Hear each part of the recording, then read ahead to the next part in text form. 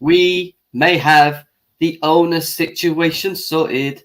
I hope so, because I've had enough. Literally, I've had enough. I'm back, people. Welcome back to GNA TV. Sorry about my singing. It's absolutely atrocious, but big up to everyone that's already in the chat. Second show today for you people. There was me just finishing off on my match reaction to the Man United game, thinking that nothing was going to happen. I could just chill, go to bed, relax, maybe do the preview for the Everton game, this, that, and the other, and then bang. Obviously, we spoke about Jim Ratcliffe, obviously, lastminute.com coming in with his bid. We also spoke about whether or not we felt he would be successful. Well, since that, there has been loads that's happened, and there's so much to go through. So much to give thoughts and opinions on as well. We will open them lines a bit later on as well to allow you guys the time to come in and have your say. But I need you to do the one thing first, guys. You know the one thing I'm going to ask you guys to do? Because I always ask you to do it. Please smash that like button. Oh, that angry train. Did you hear that? Believe me now. Please smash the like button for GNA TV. Subscribe if you're new to the channel, as we're on our road to 6K subscribers. But before we move forward, let's cue that intro.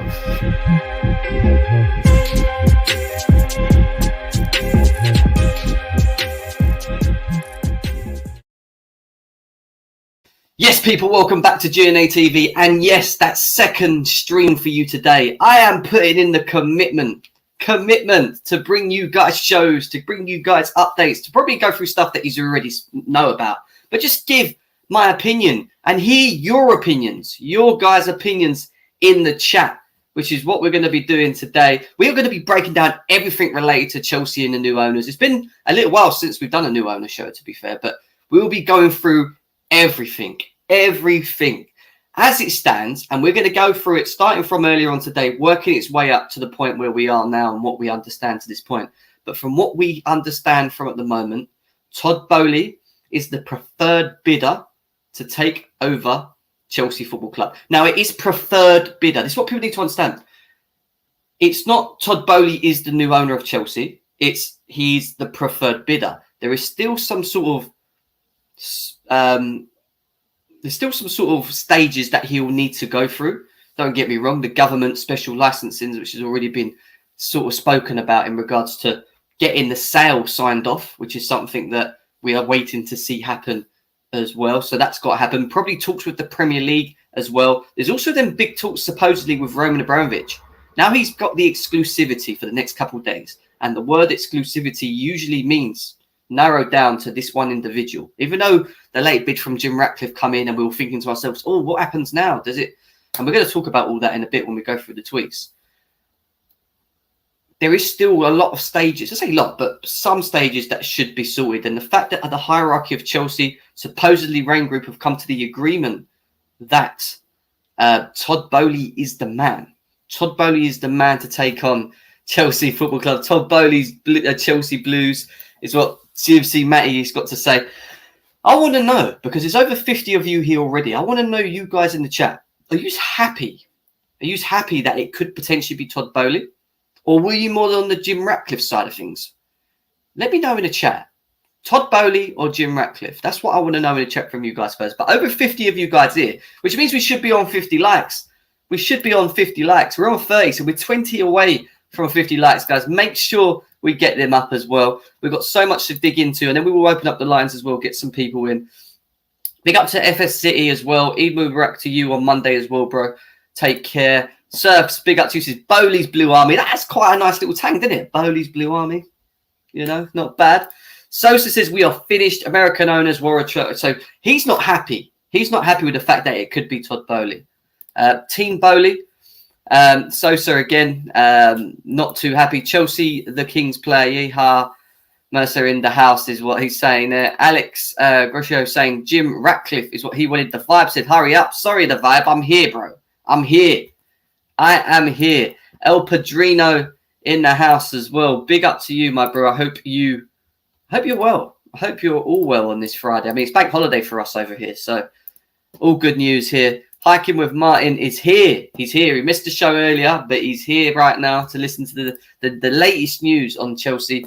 John CFC, big up to you as well. DJ Savjay, my guy in the house as well. Remember, look, do what he said. Just remember to subscribe. Subscribe to the channel, guys. Big up to Isaac as well. Charlie, big up to you. M3 in the house. Nathan, all the familiar faces. The GNA TV community. Straight here. Love it. Boehly here as well. Arpan saying. Musa, big up to you. I'm aghast. I'm just, do you know what it is? The truth is, Musa. I'm just happy that we're getting somewhere. I am so fed up at this news with the owners. I felt like it was the X Factor. The way that Rain Group have negotiated this whole process has just been so long, so dragged out. You know, it just feels like it was unnecessary, a lot of it at the time. And the fact that we're now coming to a conclusion is just giving me a little bit of a buzz, because now we can start talking about summer transfers, contracts, what Tuchel's going to be backed on, maybe potentially find out what Boehly's ideas are for the football club if he gets past the last couple of stages. And this is why I keep saying to you, preferred bidder. I know a lot of people were saying new owner, Todd Boehly, new owner, Todd Boehly. 60 to 70% or 80% of it is saying Todd Boehly at the moment, but it's not confirmed yet. It's not like Matt Law's come out or anyone like that. The Athletic have come out and said Todd Boehly is the new Chelsea owner. There's also notes that Jim Ratcliffe, even though his bid came in late, it was more of a thing of that it can't be forgotten. It is still there. And I get that. But I still feel there's a lot of implications in regards to Jim Ratcliffe, which we're going to be talking about in a second as well. My guy, Couch Critic, man. Big day. Big up to you, Couch. Always supporting the channel as well. He's happy it's over as well. Big up to you, man. Big up to you. Boehly did a great job of endearing himself to the supporters. He did. That's the one thing I would say. Now it's just proof in the pud. Jim Ratcliffe's bid would have been underfunded and he would have had to sell Nice. There's a lot to it. There's a lot to it, mate. Big up to Fred Devin in the house as well. We have got Carefree 50 here as well. Courtney in the house as well. Josh, John CFC. Seppers is in the house. Big up to him. Bowie's bastards blue is what he's saying there. HM saying Ratcliffe a sole owner. He's better option, Jim.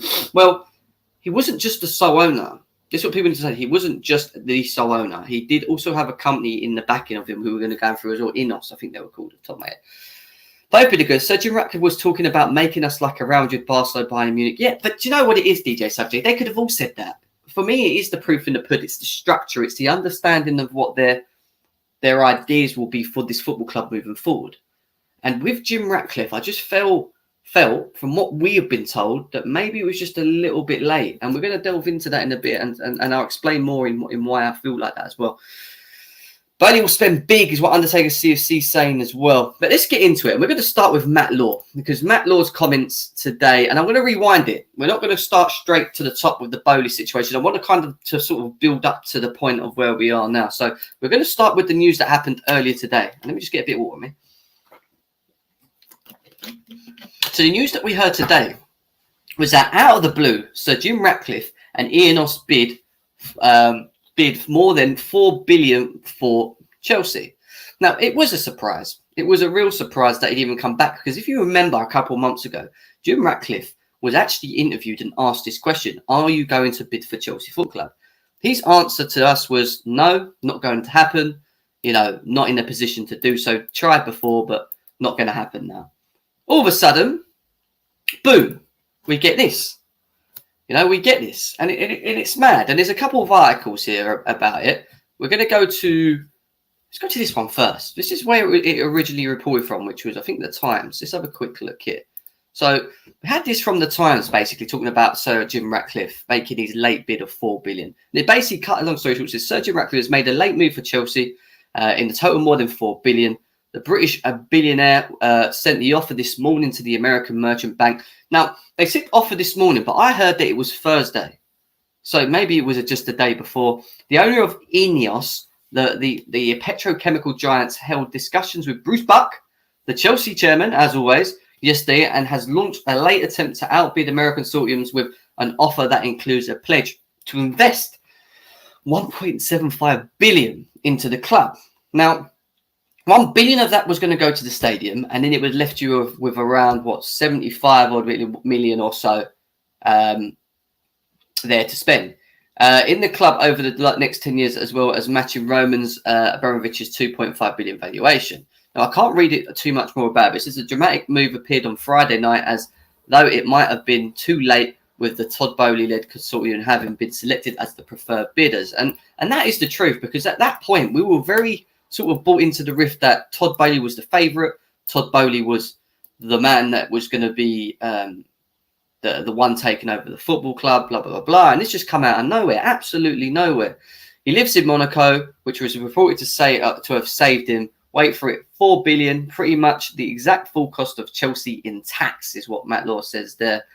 And then he stated a bit more onto it. And he's coming out with comments saying, worth pointing out, it's an offer worth up to 4.25 billion, 2.5 billion up front, roughly the same as the other bids that have also committed to the spend upwards of 1 billion on the future investment. Huge developments here. And when I clicked here, let me have a quick look, because I haven't looked at, oh, did I read this one? No, I haven't read this one. That's what I'm saying. I need to this is hard. While I'm doing that, I'm getting messages as well. So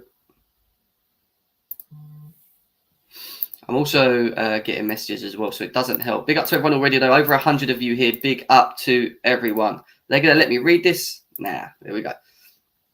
So as we already know, he's put the bid on the table. Do we get any bit more from this? It is a fortnight since the deadline for the new bids expired, and the consortium fronted by Stephen Pagluca have now been informed that their offers have been unsuccessful. And we're going to get to that, obviously, at some point soon. But that then all came on straight on the back of this. Now, when I heard all this news about Ratcliffe and the sort of short sentences of what he was planning to do with the football club, the 4.25 billion is big. Don't get me wrong. Money does talk in this game. But there's so much that it goes against when you think about Rain Group. And don't get me wrong, I'm at a point now where when I think of Rain Group, I really think that the process was dragged. And I really don't think they've done a great job. I really think that they've made a real hatch of it. And when you're allowing bidders after the bidding date, which we were given a little while ago, to then still bid, why would it stop anyone else from doing that? And then I was thinking back a little while ago. And do you remember when there was obviously them talks about a mystery bidder? Potentially Jim Ratcliffe was that mystery bidder that just never came out or at that point. But it's very weird that his bid was amounted to as early as this morning, maybe even yesterday. You know, maybe even yesterday. And there was still a lot of questions to be answered.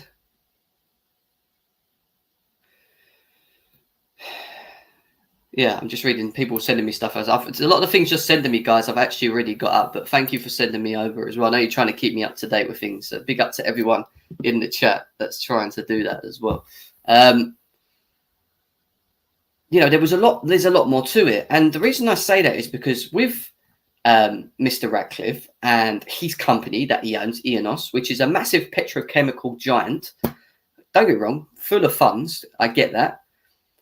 There was also a couple of things that stood out for me that didn't really sit well. And one of the things was that the potential ownership of the Premier League team would be complicated, but the fact he bought French League One club Nice in 2019, he's also previously claimed that the difficulty in relocating Chelsea or rebuilding Stamford Bridge had put him off making the bid for the club. Now, when we talk about having money, it's cool to have all the money in the world, like he does. And maybe his bid was better than the others. But it's more than just the money at this point. It's the structure, it's the project, it's the understanding, it's the fast tracking. Now he seems to think that in over the weekend, if it was accepted, he reckons he could have fast tracked that money across to the government and actually got Chelsea moving a lot quicker, which is a great selling point.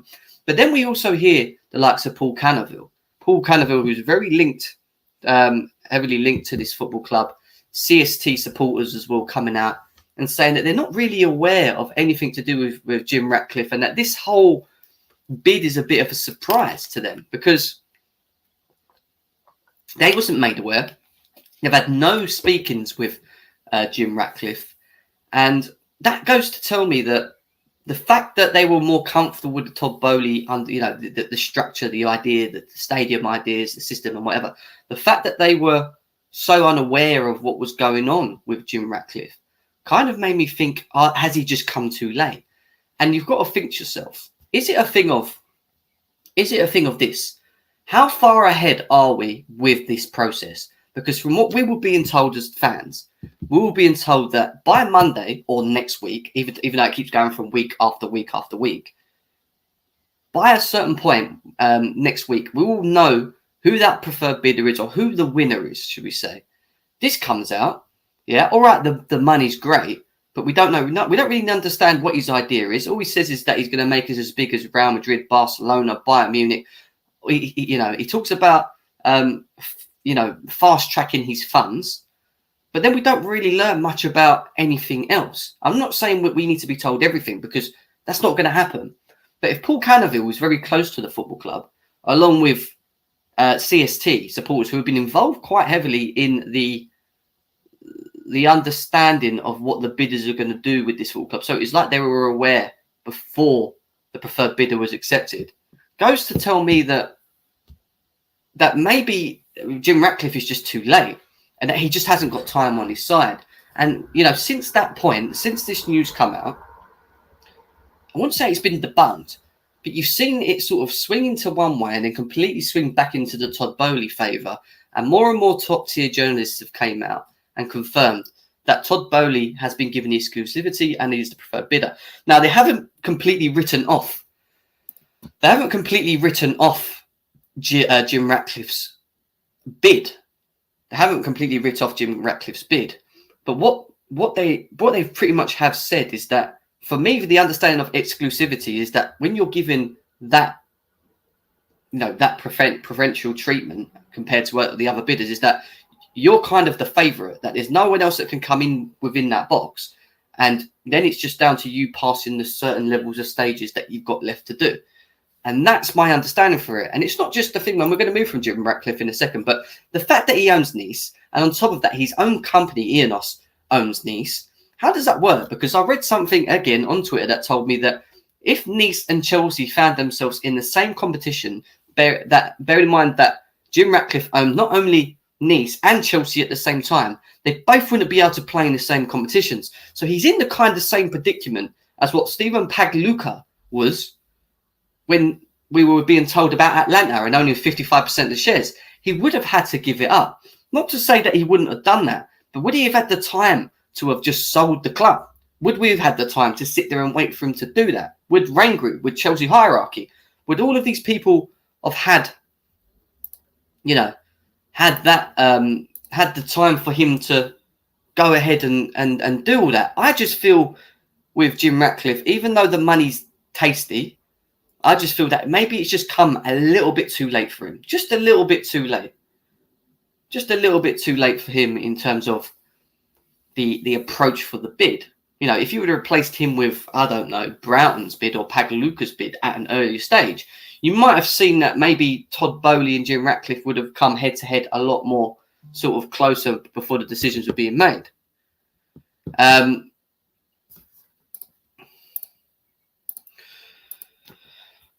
One second.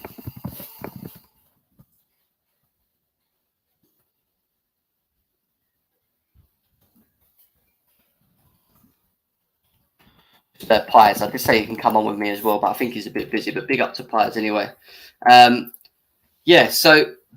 up to Varna in the house. So, Jen, bro, I'm a bit drunk tonight. Varna, mate, how old are you? You look about just turned 18, mate, and you're drinking. I'm joking, mate. I'm joking. Big up to you, man. Big up to you. We're talking about the owners, mate. Are you just like, have you not learned anything? Have you not been listening out to your football club? So yeah, going back to where I was trying to get to, I don't think that the supposed Jim Ratcliffe bid, even though it's still going to be there and money talks, I still think there's a lot more to it. There's a lot more to it, and I don't think it's just as easy to just fast track some of these things. And there's so many stages that maybe he needs to catch up on. Maybe you fast track some of it, but for me, most of it still has to be addressed. The meetings with the board, along with the CST and Paul Cannaville. His idea of structure for the next 10 years. His idea of how he could be better than the likes of maybe the favourite Todd Boehly, what he could be doing different. What's his stadium ideas? What's he going to be doing there? It's cool having all the money in the world, but how are you utilising this money, Jim Ratcliffe? That's what we need to understand. You know, it's not something of, and I know there's a lot of Chelsea fans across Twitter that, I want Ratcliffe, fuck Boehly. We want him. We want him. He's got loads of money. It doesn't work like that, guys. We need to be serious about that. You know, there's a lot more to it. And look, he's not out, Ratcliffe. He's not out. Don't get me wrong. But when someone's given it the exclusivity, like Todd Boehly has been given, I just feel that maybe it was just a little bit too late. Maybe the stages of where Rain Group, Chelsea are, and maybe where the government are involved with this as well, maybe the stages that they find themselves with the bidders is just maybe a little bit too far to even then look at entertaining the likes of Jim Ratcliffe, or giving maybe another week or two, along with having to sell the football club and things like that. So, yeah, and it says it here, look, the Chelsea pitch owners have also never heard from Sir Jim Ratcliffe or anybody representing him or Enos. All the other bidders have put a lot of time in speaking to both groups. And that goes far away, people. That goes a far way, trust me. That goes a far way.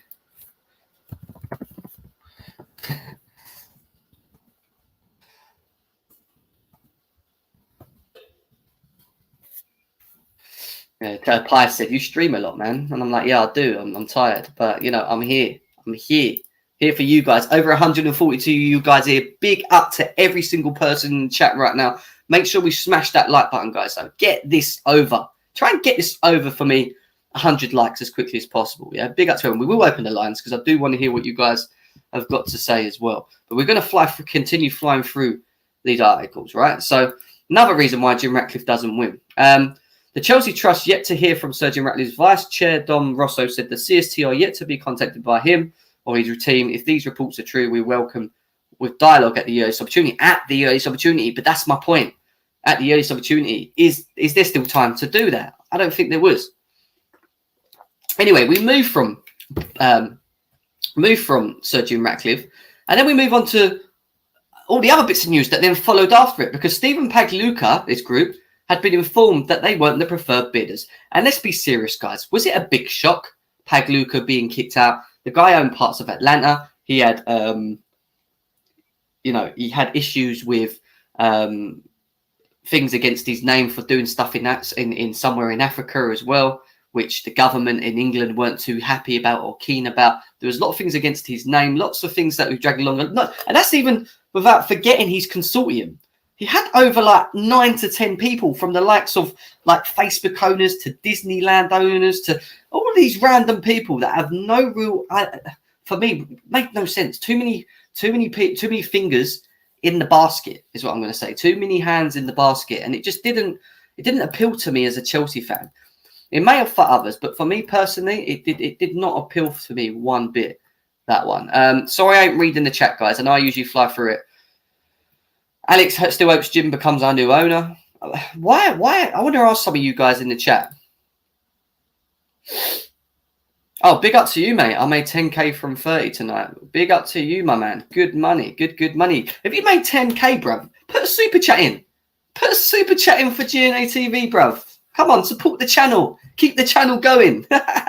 Big up, man. Big up, Varna. Big up.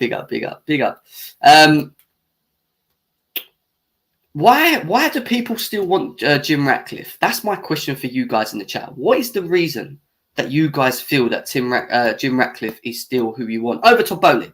Just from this short space of time of him being involved. Explain it in the chat to me and I'll bring it up.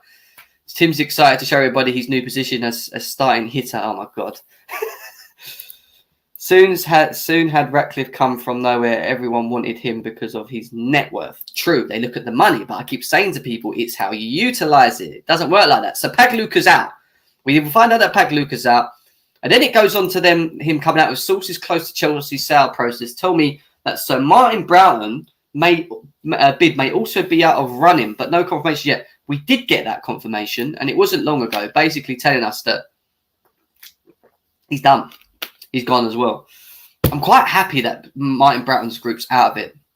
When you look at his consortium, the number of celebrity statuses that were involved in this consortium just, again, didn't work for me. Serena Williams, does she support Chelsea? Does she even watch football? Lewis Hamilton, an Arsenal fan, a great Formula One driver. To me, the GOAT, I'm just going to say, I don't know if there's any Formula One fans in the chat, but to me, he is the GOAT. And I just feel that maybe it just wasn't, again, too many hands in the pie. I didn't like it.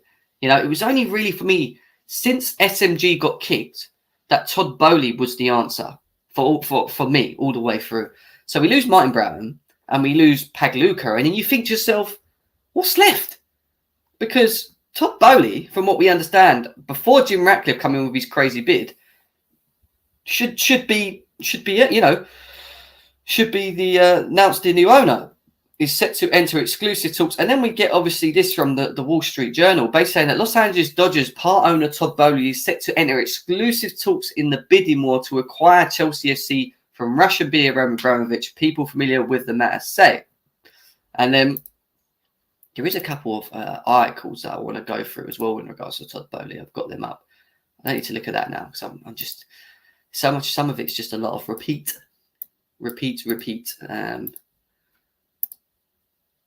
Yeah, we'll do that one there as well. We've got a couple of articles to go through, which we'll click on in a second. And then you're thinking to yourself, exclusivity?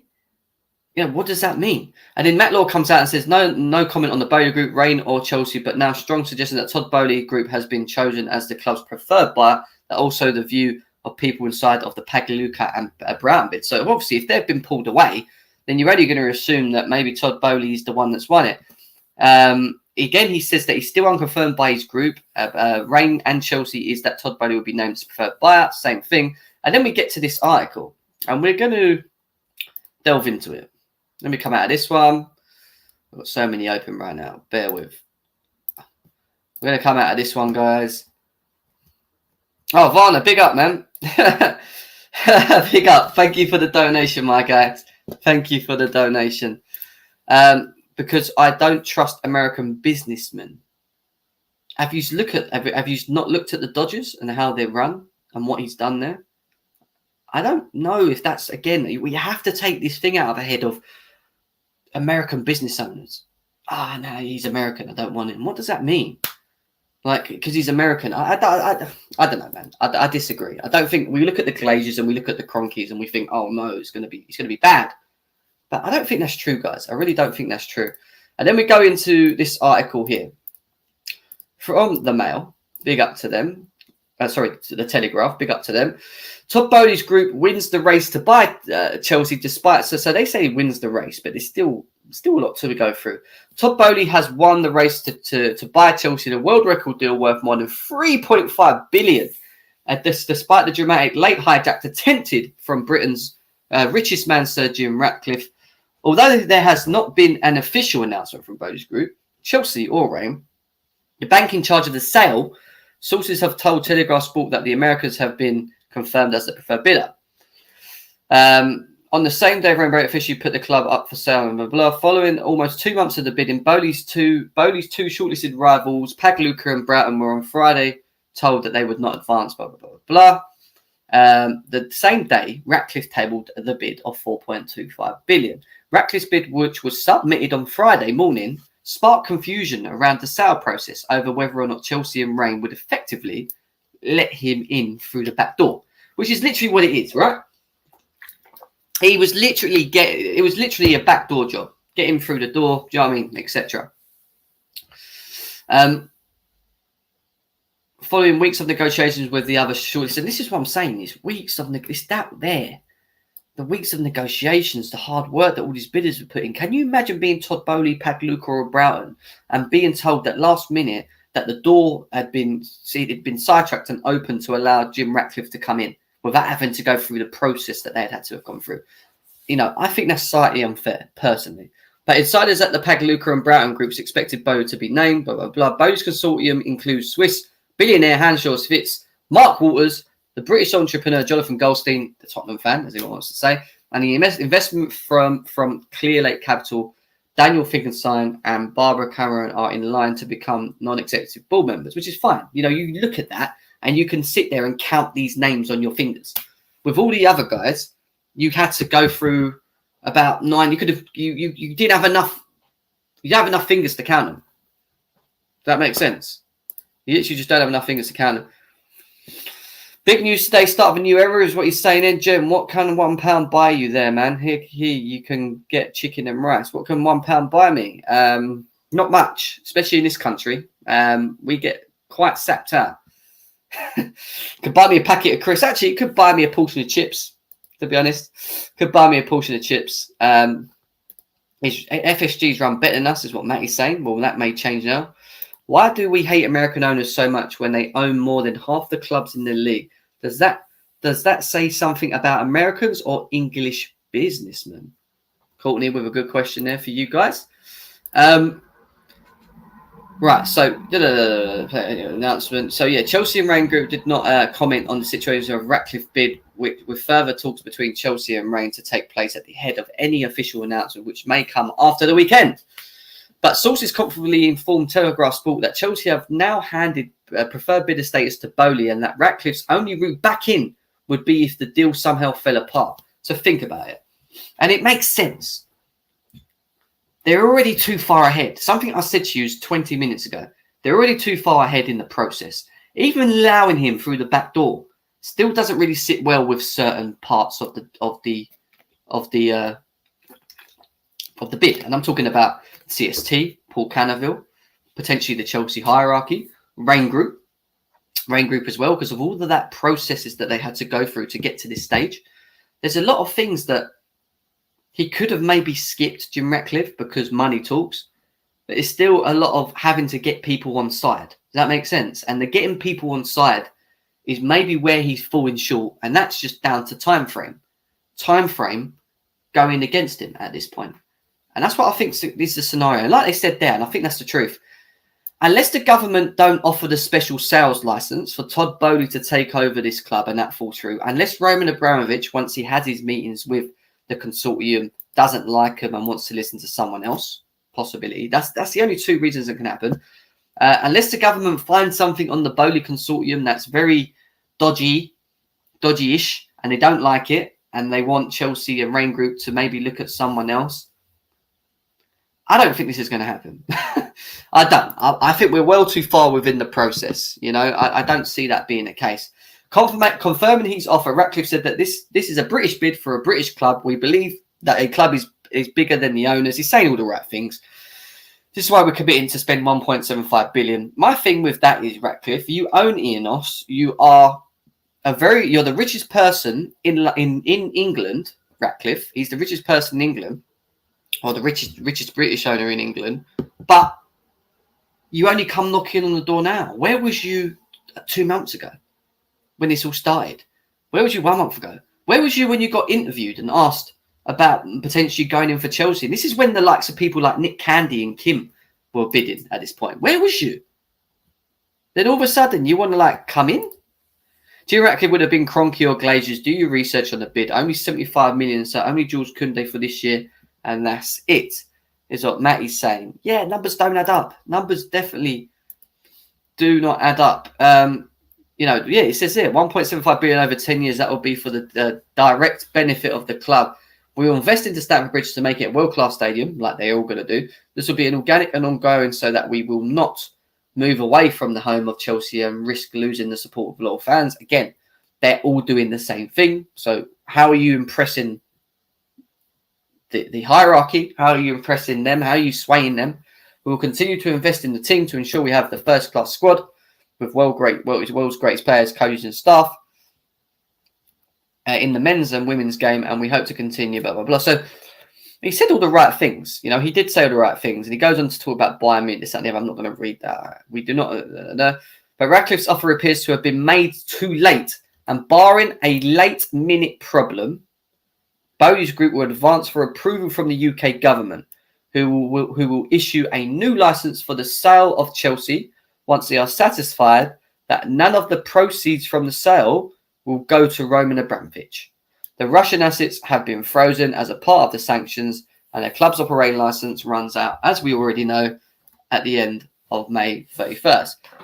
The government's approval and a new license should be granted relatively quickly, with the Cultural Secretary Nadine Dorries warning Chelsea are on borrowed time. And that is that's true. We are actually on borrowed time.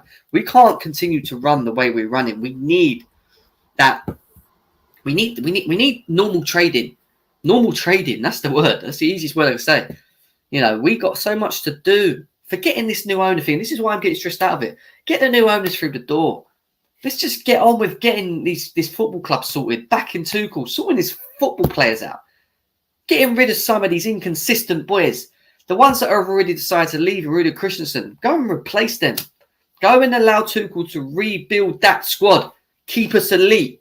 Keep us up there. Keep us as one of the best football clubs in the Premier League. You know, this is why all the rivals like Arsenal fans, Man United fans thought this was going to be the end for Chelsea. You have to think twice. You have to think twice. That's what I'm going to say to you guys. We ain't going anywhere. It's either about sport. Robo formerly put Chelsea up for sale in the second. Oh, yeah, well, I know all this. I know all this. So I'm not going to read to bore you to death with it. So that's that. All right. We've spoke about that. Done that. Is there anything else that I wanted to read on to? Let's quickly refresh this. 2 seconds, guys. Yes, there is. There is one more thing that I wanted to go through in regards to Matt Law.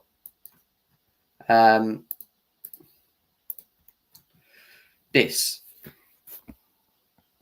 Todd Boehly wins a race to buy Chelsea. Telegraph Sports understand is he will be officially named as a preferred buyer. We already know this.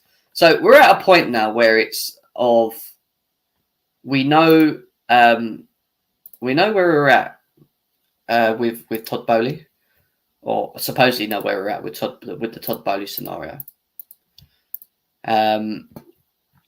I've got a couple more things to go through. Jem, he left the UK because he refused to pay his tax. Who are you talking about? Who are we talking about? The Americans at Liverpool disagree. The Americans at Liverpool disagrees what he's saying. Is Jim Ratcliffe correct? Look at Jim Ratcliffe at Nice. He ain't winning League One. Boehly will rebuild Chelsea and make us a good again, is how he feels. Is he died now? I don't think he's dead. I don't think he's dead, bro. I'm not seeing it unless something's come out. Anyway, let's go to the next 2 articles. Yeah, we're getting through this quickly so that we can get you guys in on the chat as well. So, anyway, Liam Tiny comes as a consortium led by the Los Angeles Dodgers co-owners. Todd Boehly has been chosen as a preferred bidder. Now, is there anything in here worth reading? That's what I'm trying to understand. Because what I'm trying to do right now is go through the articles that I brought up. And they're probably all going to be very the same, other than one. There's one article that's come out recently. Todd Boehly has been chosen as a preferred bidder. We know this. The fleet understands that Boehly's group, which includes these fellow Dodgers, Bart Waters, have not yet entered into exclusivity agreement. Has not yet entered into exclusivity. It's understood that the consortium's bid was in the excess of $4 billion. This includes a pledge to 1.5 billion to develop the club as well, with a 2.5 billion valuation, as we already know. Boehly's consortium had been in competition with 2 other groups, which we already know about. Again, yeah, I'm not going to read that. But I ain't got the time to sit here and read the same thing, man. You know, I want to go through new stuff. So let's read this, because this is something that's kind of new. So sources are saying Boehly's group will now have some water me, man. When you talk so much, your mouth goes dry. We'll now have a period of time understood to be between 5 and 7 days to ratify an exclusivity agreement to indicate their full intentions to press ahead with the takeover. Now, I don't think this will take long, because knowing that they potentially would get to this stage, you think that this plan would already be in place. And we're going to go through that now. Let's go through the Mail Online. I don't know how quick the Mail Online will allow us to look at this. I hope for long enough. Todd Boehly on course to become the new owner, as we already know. American tycoon Todd Boehly is on course to become the new Chelsea owner following a dramatic day, blah, blah, blah. Boehly's group has won the race to be named as a preferred bidder. Already know that.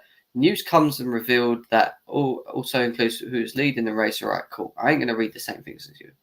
All that is left now is for the American-Swiss consortium to officially be confirmed as the preferred bidders. but that is said to be a formality. On Friday, fellow US businessman Stephen Pagluka informed that his group were out the race. The same with Martin Broughton. Sources close to the Sportsman Mail said that Boehly's group will now have a period of time, understood to be between 5 and 7 days, to ratify an exclusivity agreement to indicate their full intentions to move ahead. Okay, cool. If that period of time elapses without an agreement, then Ratcliffe's 11th hour attempts to gazump the 3 remaining bidders could yet come into play. So they've got a short space of time to organise their whatever they've got to do to put forward in regards to get this takeover signed off. What paperwork, whatever it is, whether it's to work with the government to get the special licensing for the sale agreed. Maybe they've got to show proofs of funds. Maybe the due diligence still has to be done. Maybe that's something that we still have to wait to be seen. Ratcliffe's offer to take over from Roman Abramovich has infuriated the shortlisted parties. Why wouldn't it? Who have been involved in the bidding process since the inception. They believe Ratcliffe has disregarded the rules and set out by the Reign during the start of the process, all of which they have abided by. Indeed, there was some confusion on Friday night over whether Ratcliffe's offer could even be legally considered by Reign under the specific terms of the process which were agreed. And this is why I keep stressing to you guys. The job that Reign Group have done and the rules that we'll put in place to even have allowed Jim Ratcliffe the opportunity to get to this point doesn't make no sense to me. And this is why I keep saying to people, I don't think that the way that they've dealt with the process has been dealt with in any real great way.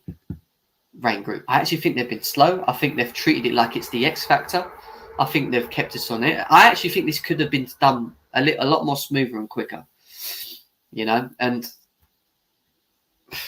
yeah, not good enough. Boehly were only turning around an hour. They were the preferred bid. However, they've been confident for weeks. They are surprised and confused by the Ratcliffe bid. But yes, I'm just reading Ben Jacobs' comments here, saying, however, they have been confident for weeks. They're surprised and confused about the Ratcliffe bid, but don't see it as a cause for concern as they look to complete the sale. So they're in control of this scenario now. And even as annoyed as they will be about the bid from Ratcliffe, at the same time, they've got to the point where they're in control of their own destiny.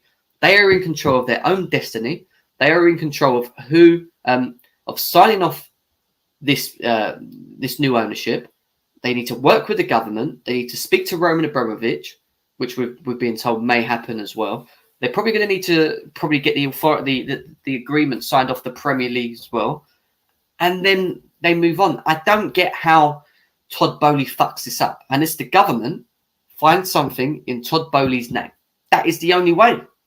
If they find that the funds that's being processed is actually a bit dodgy and they question it, and maybe they go back to Reign and Chelsea and say, well, hang on, they're not showing proof of a certain thing, then we're not too comfortable in doing the transfer. That could happen. People are worried that Jim Ratcliffe's links to the government may sway them from being as straightforward with Todd Boehly now. The fact that they've sort of thrown a spanner in the woodworks, which is true.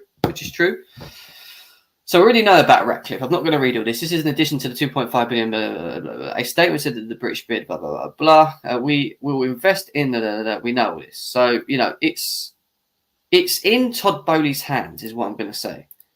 There's not much. Let me see if there's anything else here quickly. 2 seconds, guys. Keep smashing the like button, though, guys. Over 200 of you guys here. Big up everyone. Every single one of you's in the chat right now. Lovely to see you all here. But I need to get over 100 likes. We've only got 88. How quick can we get this over? We are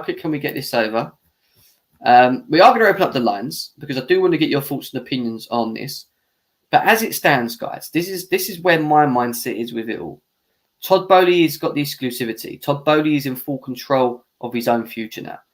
It's going to be down to Todd Boehly and his consortium to pass the final stages or prepare for themselves for the final stages that are ahead. Providing that there are no hiccups within these, from this period between Todd Boehly and the government and Roman Abramovich, because people forget about Roman Abramovich, he still has to have the conversation, feel comfortable about the sale. You know, he's going to really probably test them. Let's be serious. Now it's face to face. If it's face to face or over a phone call, we'll have to wait and see what happens with Roman Abramovich's me. It is down to him to get this over the line. If he doesn't get this over the line because of A, B, C, and D, and say the deal does fall through, then Jim Ratcliffe will be the next person in line to move forward with the process. That is literally it. What's this? Flip it now. DJ Savjay, thanks for sending me that, mate. I don't really think people are going to... I'm just... Who is this that's reported this? Come on, let's have a laugh. Let's share it with the guys. Let's share it with you guys. So apparently, Barcelona are ready to launch a plan C to sign Chelsea striker Romelu Lukaku. Oh my God. You know, if he goes or stays, if I'm Todd Boehly, I'm looking at a wage bill, I'm thinking to myself, what am I doing? Like, what do we do with this guy? He's on too much. How many has he scored? How many goals has he scored? What? How many games has he played? What? No, he's gone. He's out of it. But it's true. Jim Ratcliffe, going back to Jim Ratcliffe really did create chaos, didn't he, today? Because it was pretty much all full steam ahead. And, you know, and there was a little swerve in the road. There was a little swerve in the road. But even with that swerve, it seems to be that the case that Todd Boehly is going to come out of the other side. So what are your thoughts, guys? I want to know your thoughts in the chat. What are your thoughts on Todd Boehly potentially being the new owner? Now, I'm going to open up the lines. I'm going to get you guys involved. Have we got over 100 likes, though? We're 2 away. So let's get this over 100 likes. Let's get the lines open. Let's get you guys in. Jem, I saw that at CFC Pies. Mukesh tried to buy Chelsea but gave up. Where was that? On Pies. When did he say that? When did he say that? Let's have a quick look. And it goes back to this, actually. This is what I did want to actually quickly share with you guys as well. Yeah, no, he did. I know what you're talking about. He hasn't said it recently, but I know what you're saying there. So Chelsea's new owners will now prioritise talking with Thomas Tuchel. Tuchel has made it clear he wants to stay, but he wants to work with owners who want to win. Tuchel wants assurances over the summer plan and the size of his budget. Do I blame him?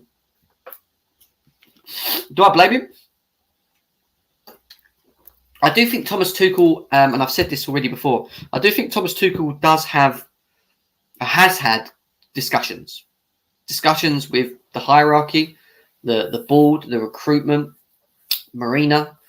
I think there is a plan in place for targets. They have to, because Rudiger Christensen leaving has forced their hands. They've got no choice. They have to buy. And these new owners, if they're not, you know, I know they're probably tied to trying to sort out this, but if they've got half an eye open, and we've seen Todd Boehly go into games and what's going on, they will know that certain big players, key players, are leaving the football club, which means funds are going to have to be pumped quite soon.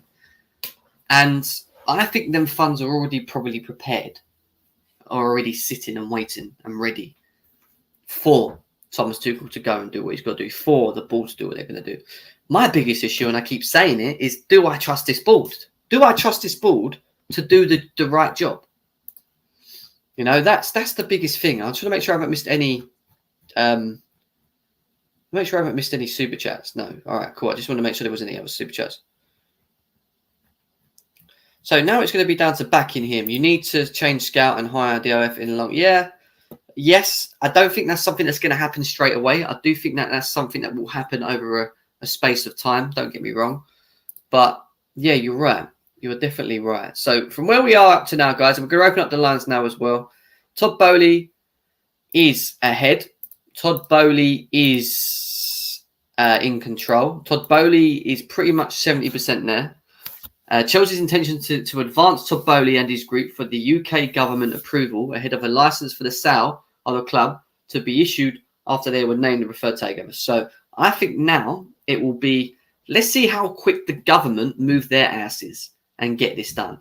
Because once the government can finally see that Todd Boehly is the guy, Todd Boehly is the man that obviously he's been put forward by Rain Group and Chelsea.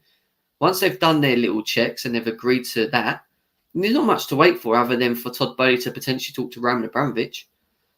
The government and their license will have to, for me, have to be dropped. It's just then how quick can it be fast-tracked? How quick can the sale be fast-tracked between Chelsea Football Club, Roman Abramovich, and Todd Boehly and consortium? How quick can that happen? And that's the big question next now. We know that Todd Boehly's in control. We know that he's got to go through a certain number of things. How quick can this all be done? Because it has to be done, for me, by mid-May. I would like to know that it's signed off and agreed and at the stage of like pretty much announcement by mid-May, going into the end of the Premier League section. That's what I would want to. That's what I would want to see personally. You know. Is there anything else? Happy Blues Day. Chelsea intentions. The period of time is understood to be 5 to 7 days, which will allow Todd Boehly, which we spoke about. 5 to 7 days, which will allow Todd Boehly group to ratify an exclusivity agreement to indicate their full intentions. Right, that's where we stand. More news is going to come from this, and we will be going live as of when that news is broken as well. But right now, where are we? We're at, what, 51 minutes in. We're going to open up the lines, get the viewers in, have their say for the next hour or so as well. Let's see what they've all got to say. Get these likes up to 150, though, guys. Only 101 likes. Let's all hit that like button now. Let's all smash it. I'm staring at the thumbs now. Smash the likes. I always put it there. Subscribe as well if you're new to GNA TV, as we are a small growing channel. We are a small growing channel, but we're moving in the right, in the right frame. You know, we're moving in a slow but a nice, quick way.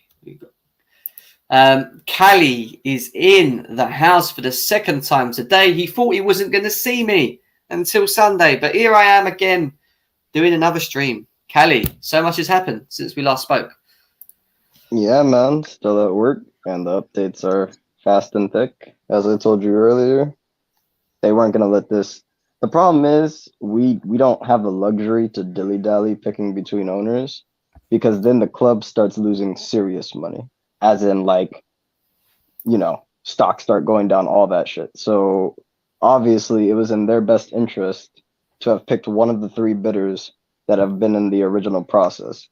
So the Ratcliffe bid, yes, to be honest with you, if he had been in the process since the beginning, he possibly could have won the whole thing.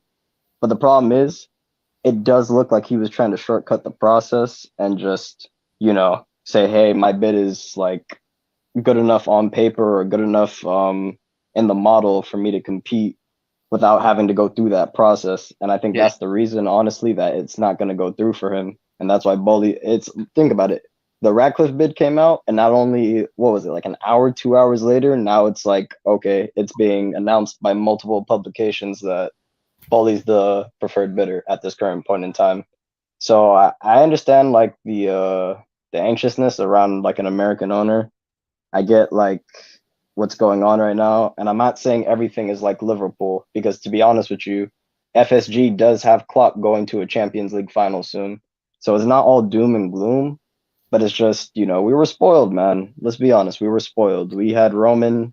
Liverpool are running a bad way, to be honest. I just think they prioritize who they buy.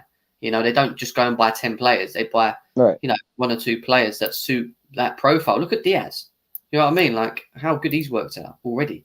But Jem, that's how it's supposed to be. You know what I mean? Like, I hate bigging up Liverpool all the time, but as a club being run, that is literally, it was the ideal structure even with Roman.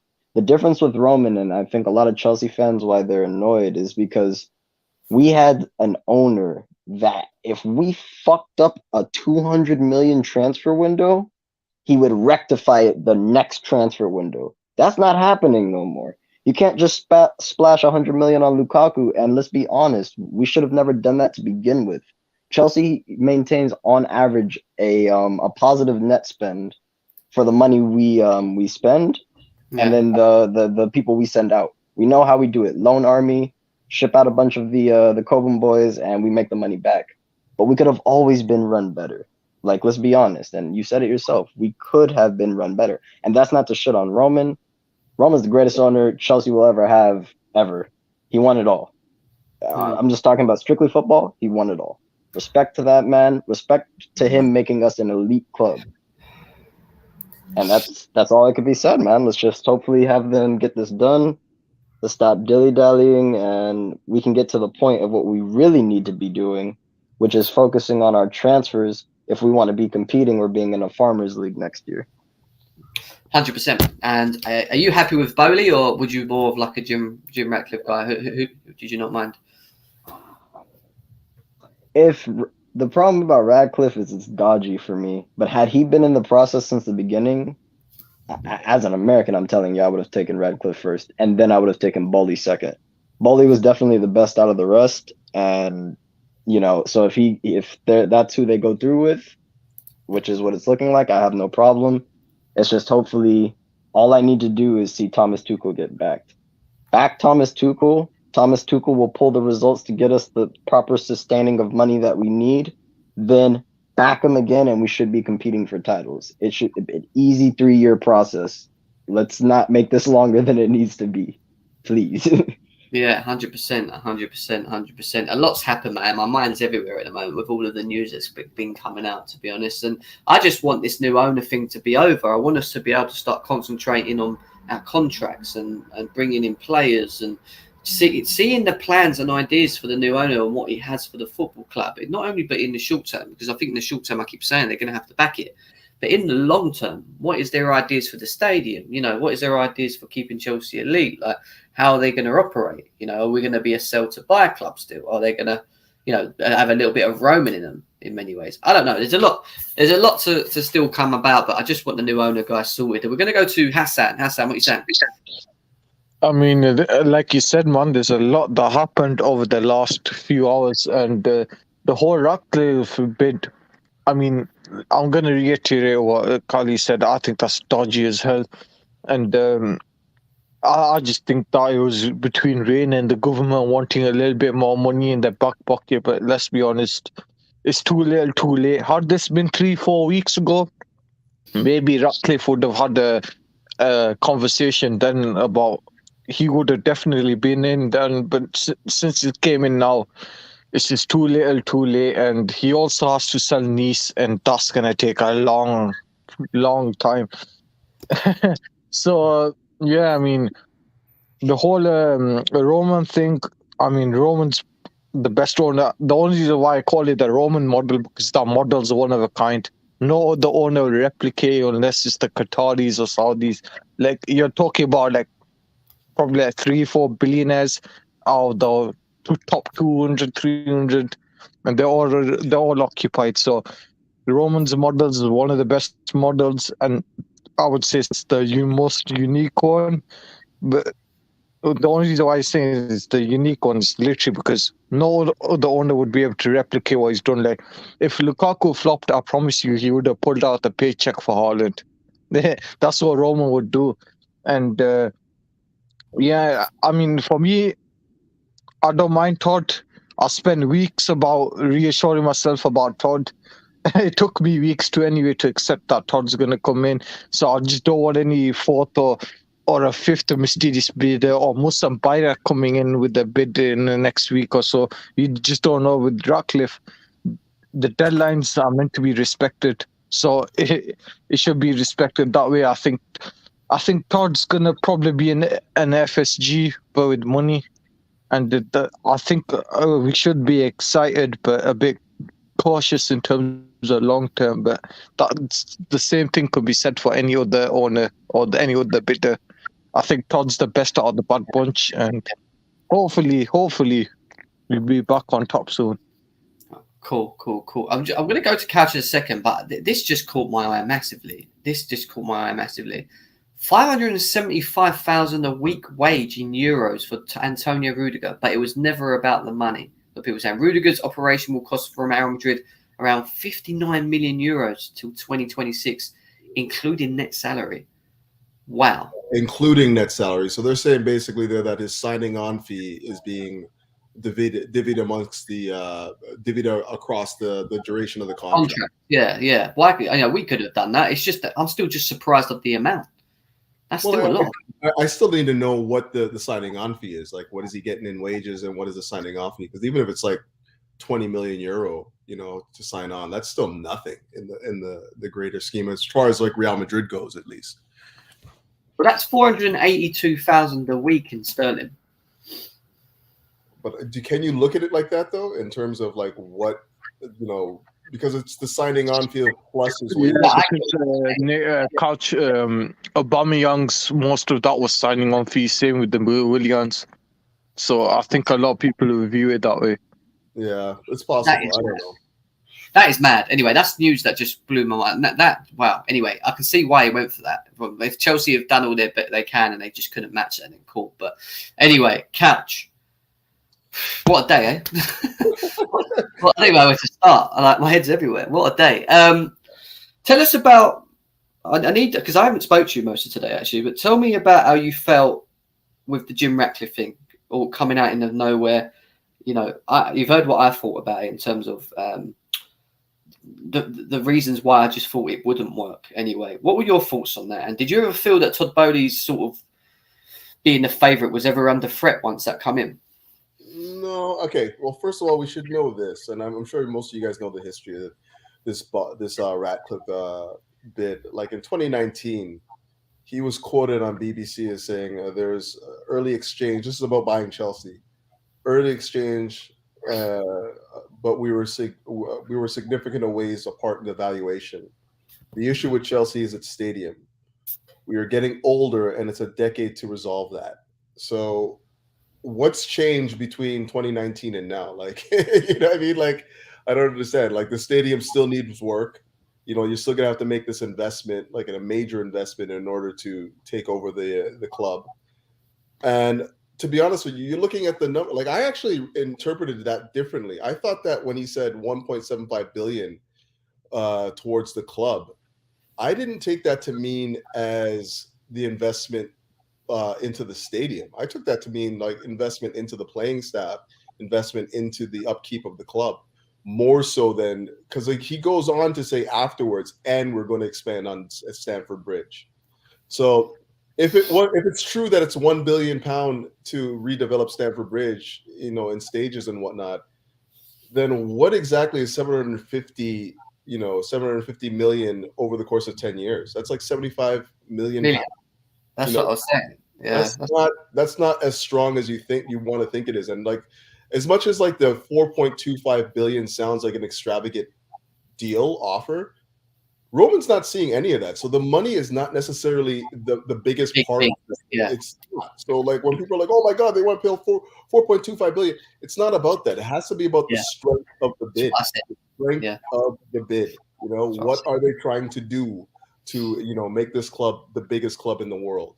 Yep. And I don't care what you're putting in, like, because like what we said, like, I think what they ended up saying was what 2.5 billion is going to be going to the war victims potentially, with the approval of the UK government. But that doesn't mean anything in terms of like the long-term planning of this club. Like, what are you trying to achieve? You want to be Real Madrid, you want to be, Barcelona, and whatever else, Bayern Munich, but what is it that we're trying to put together here? So I'm not too keen. I wasn't really too keen on this whole Ratcliffe thing, just because it seems to me like, and to be honest, I don't think that it was just the 11th hour. I really do believe that he was in from time. He was quiet and didn't want to let it be known that he's actually bidding for the club for the right reasons too. Like, he owns Nice. Like, why would you want to have your name out like that when you own the club? That was the mistake of the Pagliuca bid, as far as I'm concerned. The fact that they went so public when you just bought a club. You literally just bought a club, bro. Like, what are you doing? And then he's like strutting around with his scarf at a game after it's well known that he's bidding for Chelsea. Like, come on, dog. be smarter than that. So I think that the Ratcliffe big was quiet for the right reasons, but in the end, I think Boehly just came about it the right way. I really feel like he endeared himself to the supporters the right way. He obviously met with the trust. He met with Canaville, and they only have glowing things to say about them. So, all of the boxes are being ticked. This guy is a winner. He's proven that he can build winning teams. He has a system in place that allows him to be, it'd probably be very similar to what Callie's saying. It'd probably be very similar to what we're seeing with Liverpool right now. And I'm not necessarily against that.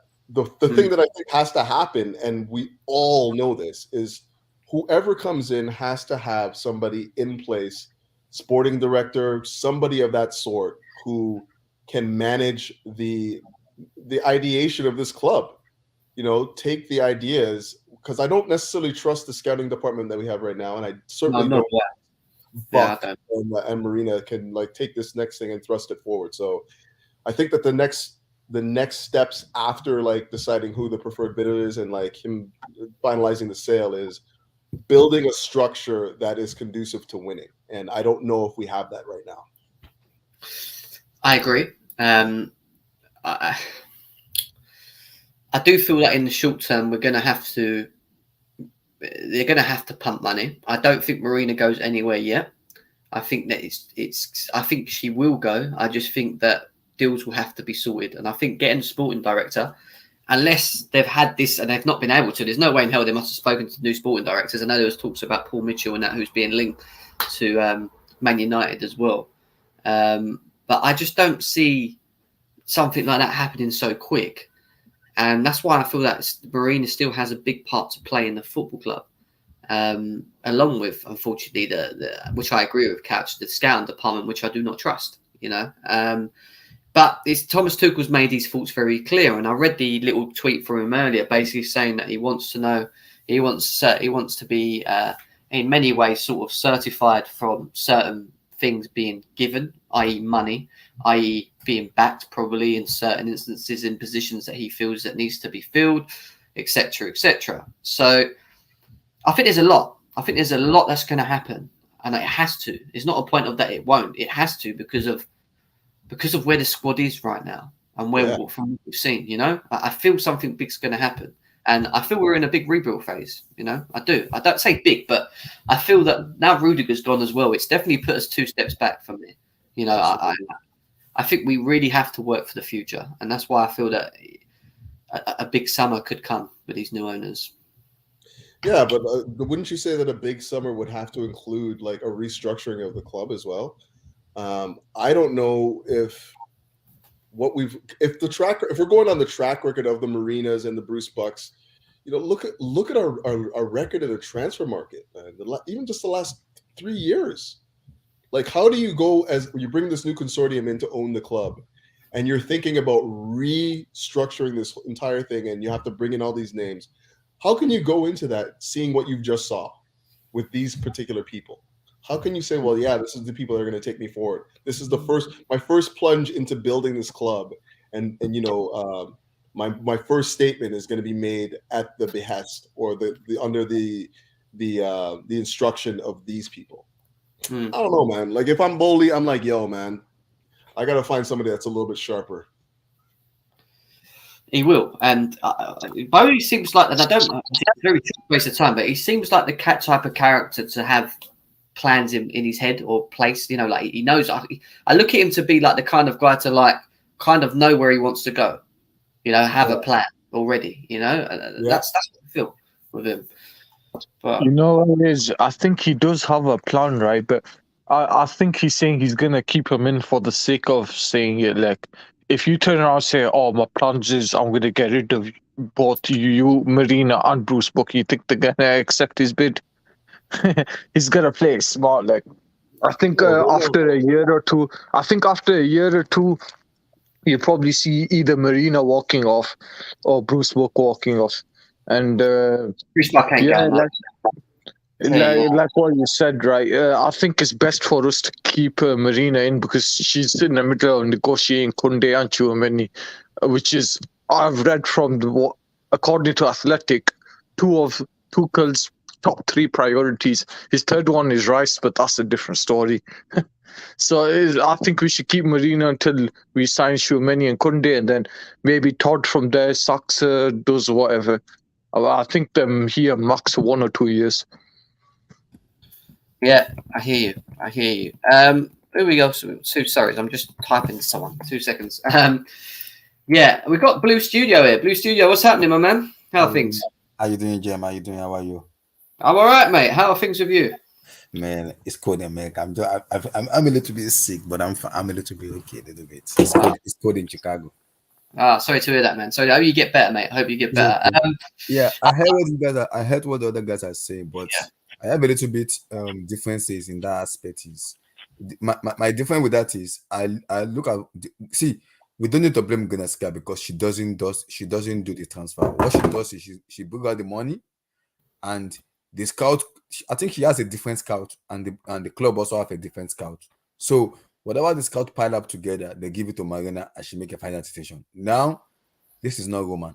This is a different entity entirely. This is a consortium with an American owners now. So the power Roman give Marina is gonna be different than now because this owner will not give her power, unlike when Roman trusted her too much. So that's why I said a director of football is needed because when you bring in a director of football, the director of football will not work above Marina or Czech.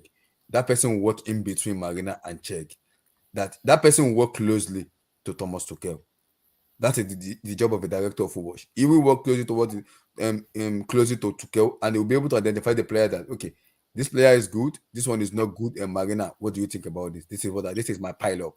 Then they will go to the consultant and be like, okay, here consultant, this is what we get on in terms of the pile up. And Todd Boehly is someone who wants to deal with data. And I've been saying it for a very long time. We've been buying medical players for a very, very long time. And it pisses me off a lot when we buy medical player that does not fit to what Chelsea want. Morata, we bought him. Does it really fit to what Chelsea want? Nope. Same to when we bought Torres to then. Is it exactly what Chelsea want? Nope. We bought Romelu Lukaku. Does he exactly what Tuchel wants to play? Nope. So there's some decision we in the board made in which I'm just shaking my head that if there's a DOF in this team, I can guarantee you won't make this mistake. And I've been telling people, guys, John Obi Mikel have left Chelsea. What year? 2012, maybe it's 2016 or 17. I'm not sure. We haven't replaced Obi Mikel in Chelsea Football Club. A DM. We don't have a DM. We don't have a DM. Yeah, we don't have a lot. We don't have a lot of things though, bro. Really, when you think about it, DM's important, but wing backs we need defenders, forwards are not. So many stuff, man, that is being needed in the club that need to be implemented in the club. That's what I'm saying. I've listened to Todd, and I think the guys who are closer to him in terms of the people who have worked with him, early Dodgers and people, because I have two friends who were graduated together in college. They talked to me a lot about Todd Boehly in terms of the way he spent money, and the people was like, don't expect him to spend money like Roman, but he will spend money. There's a difference between Roman and Todd. Todd wants to win, and it will give anything in his entire life to win. He doesn't care who you are. He wants to win, and it's very meticulous in terms of using data. He can't win. You cannot win Todd Boehly without talking about data. If you want to win Todd Boehly, you have to talk about him about data because that is exactly what he wants to talk about. It's all about data. And they also said he will spend effectively, not just spend money on stupid players. He will spend effectively and to exactly what the manager wants. That's exactly what he's been doing with early Dodgers. They don't just buy players only. They buy players effectively to what the team exactly wants and what the manager wants. And that's what I want in my club. Spend effectively. Don't just spend anyhow. Spend effectively, and let's see the effectiveness of the spending of money you spend in the club in terms of going forward. I'm willing to wait as long as I see progress in the club. I will back the club. I will. As long as there's progress, you spending wisely and effectively. I'm cool. Look at Liverpool, Jem, Diaz, Firmino, Mane. Please tell me, how many of them are 100 million players? How many? They're not. None of them. No, none of them. That is the mistake we've been making. Yeah. We've been making some serious mistake where we bought players under million, under 20 million. I was like, for me, does it really worth this money, amount of money we paying this money? I don't think so. I don't think so. That's why I'm like, now Todd is here now. Let's buy players with data. If we're gonna recruit Joe Hayward, the sporting director of Liverpool, that's gonna be leaving in summer, I don't mind. If it's Paul Mitchell, I don't mind also too. Bring in a DOF in which we can actually scout player properly going forward. Yeah. No, I hear you. I hear what you're saying. I do hear what you're saying, Blue Studio, man. If you don't know Blue Studio, go and check him out as well, man. Go and check him out as well. My God, Minerals is in the house. Johnny is back. Haven't seen him on here in a while. How you doing, Johnny? How you doing, Geez? All right? Everyone all right? Mate. I'm all right, mate. I'm all Big good. up How are you? yourself, man. Yeah. How are you, mate? How are you, Johnny? I haven't spoken to you in a while. Like, how do you feel about this whole like ownership saga at the moment? It's been a bit up and down. Obviously, Jim Ratcliffe come in with a late bid, and then all of a sudden, it's now the fact that Todd Boehly has been sort of selected as the preferred bidder and given exclusivity. Like, how do you feel about the news, all of it? I'm done with it all. I've been done with it all for a long time. And I'll be real with everyone. I think everyone's got short-term memories when it first broke out with Boehly, when they come on the scene, and who his consortium is, yeah. And I want to remind everyone about the Swiss fella. That Swiss fella hates Roman Abramovich, wants to buy Chelsea in spite of hating Roman Abramovich, and it looks like he's going to get his claws into our club. Now, it's all well and good with Boehly. You know, he's a great face, blah, blah, blah. He might know how to run the Dodgers, but let's have it right. Running an English football club is completely different to running an American football team, an American football model. And it is different. Now, you look at FSG, how long has it taken them to build Liverpool where they are? They're in their 6th or 7th year now. Time, so, yeah. You know, it's a long process. They don't spend a lot, and Liverpool tells you that. I don't like their model. I'm not a fan of Boehly. I mean, Boehly's all right himself, but he's a 10%. He's a 10% sort of face ownership with the whole consortium all in there. You know, they got their fingers in every possible pie. So for me, I'm not ecstatic about it. I didn't want the Ricketts. That was clear as day, and obviously we've done our part. And the Ricketts are out of the equation. Broughton for me was never a strong candidate. And then who was the other guy? The Pagliuca or whatever, Toronto fella. Or Atalanta fella, he's out the door.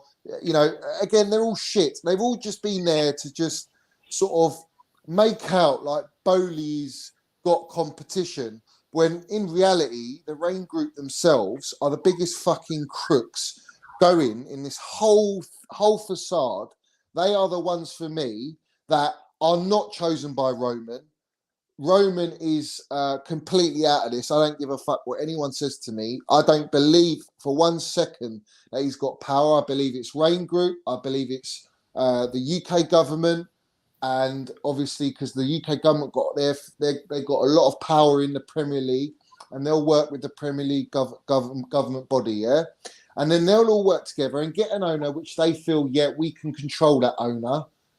So we're not going to have Chelsea big spenders blowing whenever they want. And let's have it right. Roman Abramovich was always out of that. We were the one club that stood alone. And now, unfortunately, we're not standing alone. We're going to be part of everyone else. And we know that the main agenda, where it lies, where the bias is, and that's Liverpool, Manchester United. It's always been like that. So for me, I feel like it's going to be another Glazers case. It might not look that way at the start, but I think going forward, I think that's where it's going to go. But I will not forget that Swiss fella. I don't want that guy in my club. You know, he's 86 years old, Johnny. He's not really. It's not about that. It's about, listen, when you've had an owner that you respect and you owe everything to as a fan because of what he's done for your football club, and you've got someone publicly coming out and speaking the way he has with a disgraceful, disrespectful tone to Roman Abramovich. You know, there is nothing. If Roman has a say, if he really does have a say, which I don't think he does. Well, If he does, you do know that this is exclusivity stage. Is what we've been told is that one of the stages is that the consortium that's been picked he's going to be in discussions directly with Abramovich as well. Yeah, but I don't believe all the brown Media. envelopes. Yeah, I don't believe them because they. If you go back, I mean, it depends how far you want to go back with it, Jem. But if you want to go back, say a month and a half ago, in fact, I think it was after the Middlesbrough FA Cup game. In the evening, they said that Roman doesn't have any sort of power in. Ultimately, it's up to the UK government. And then after that, the day after, it was reported that Roman will not sell to an owner who's from a country that's any Russian oligarch's been sanctioned. And then it went from that, I think later on in that evening or that day or even the next day, I can't remember, but I've tweeted it. It's all on my tweets, so I'll get it. That Roman does have a say. Now, the reason they've done that is they've laid the foundations perfectly so that everyone believes that Roman has the main say at the end, when in reality, right, he doesn't. And also, Zelensky, the Ukrainian president, was on his knees or what they reported, he was saying to Biden, don't sanction Roman Abramovich. Now, why the fuck does he give a shit about Roman Abramovich? What, because he's doing peace talks? Yes, he's doing peace talks. He wants to put an end to it. But let's have it right. The war ain't going to end. The war's just warming up. It's getting started now. There's reports on the news today with Putin saying, we're going to go into war. So I think you've got to take everything with a pinch of salt at a minute. Yeah, but Johnny, I just got a question. One sec. Let me finish. Yeah. One sec. So what I'll say is, everything's been laid out beautifully so that everyone believes that Roman Abramovich has the say at the end. Now, this Ratcliffe fella that's come in today, out of nowhere, he's come out of nowhere with apparently the highest bid, and he's a one-man band with his company, which is very, very Roman-like. It's as close as you're going to get to Roman, this guy. He's just bought Nice, I don't know, very recently. He did try and buy Chelsea Football Club before. He's a United fan, and he's got a season ticket at Chelsea. He's put out a lovely plan. He's got a lot of money, and he can pump in whatever. He's put 1.75 billion, right? When you break it up, is it small change? I think you don't know how they're going to spend the money. They could blow 300 million in one window and sort your team out for the next 4 years. You don't know how they're going to do it, but the money's there. And all of a sudden, in the same day, Boehly now, BBC have reported he's won. CFC Dailies, all the accounts on Twitter, he's won. All the journalists, he's won now. But he ain't won because he's not holding up the shirt. It's not set in stone. All they've announced is that Boehly has been chosen out of the 4 that were nominated by Rain Group. That's all. That's all that's bidder. Done. That's what I said. Yeah, I've said the same thing. For me, it's not. He's not won fuck all yet. No, he's not won yet. I think there's a long way to go. I think the 7 day period, the 7 day exclusivity period, like for me, I think Ratcliffe has already been in talks with Rain. They've just released it now. They work ahead of the game and then they release it when they want, right? Now that he could be at a stage where he's going through certain checks and, it might be a deal, and he's British, he might work with the British government. You don't know how it is, but the way I look at it, if I'm going to be real with everyone, I think it's the bottom line is that we as a club, Roman has been robbed of his club wrongfully, illegally, and we are in no position with any choice but to be sold out to an American business model like all the others. And that is the way it's going to go. Now, my fear is, I feel like we're just going to become one fucking big Pulisic FC. Because what they're going to do, bruv, and you laugh, but I'm being serious. You laugh, but I'm being serious. They will never sell that player. They'll never sell that player. Of course they won't. He's marketing, isn't he? He's a marketing side. He's a marketing monster. Yeah, he's a machine. They're not going to sell that player, even though he's been fucking dog shit. LeBron James. And in my opinion, You know, the gaffer that we got now, he's always used him as an impact sub at Dortmund. He's never really seen him as a first teamer. Now, are we going to have the same situation with a Board now? They're going to say we need pressure. You got to play Pulisic and all this shit. All right, we're going to get all that. That goes without saying. But my thing is, Johnny, before you go further, man, I ain't convinced. Johnny, before you go any further, can I just jump in on a couple of things that you said that I really think need addressing? Okay, first of all, you said that the UK government's involved in the sale and they're the ones that are basically pulling all the strings. But if that were true, wouldn't Roman be able to? He's not mute. Like if that were the truth that he's not involved in this, wouldn't he just come out and say, "Listen, I'm not involved in this at all. This is all the UK government." No, he can't do that because why not? Because he can't. Listen, when does Roman ever speak? Yeah, but this is something that is speaking to him specifically. Why wouldn't he just come out and say, "Listen"? You see, the way Roman talks is like yesterday when he launched that he wants an extra 500 million to go to charity. That's Roman's way of saying who's fucking real deal and who's he's giving involved. Me shit. The fact that that's come out is a credence to say that he's involved in this. Yeah, right? because he doesn't. He knows, in my opinion, none of these people are good enough for Roman. None of them. Okay, that's facts. That's actually facts, though. That's actually facts. The other thing I want to ask you is, if Roman was in charge and he had the actual control, the geezer would be sitting there on his throne, and when the right deal comes in on his time watch, he will sell. Johnny, you know we're in a fucked up situation. Obviously, he doesn't want to sell. Obviously, if you put any of these owners, he does want to sell. That's the point. 2 years ago, he's been looking to sell. No. I'm talking about right now in this situation. He doesn't want to sell, not make profit, and then fucking be forced to pick amongst these people he's being forced to pick amongst. That's my honest opinion. What it is to Roman, where you miss it, is with Roman, this was never a profitable business. This was about his love. This was meant to be handed down to his kids. Yeah. Blah, blah, blah, right? Now, what's happened is he's been sanctioned because of politics, and if you want to go deep into it, NATO are forcing fucking Putin, and Putin's retaliating, and it's all kicking off. And obviously, Roman's got ties with Putin, whether we like it or not. And that's where the UK government and the Premier League and everyone who's wanted Roman out ever since he's come into our football club have got the best opportunity to get him out, and he's out now.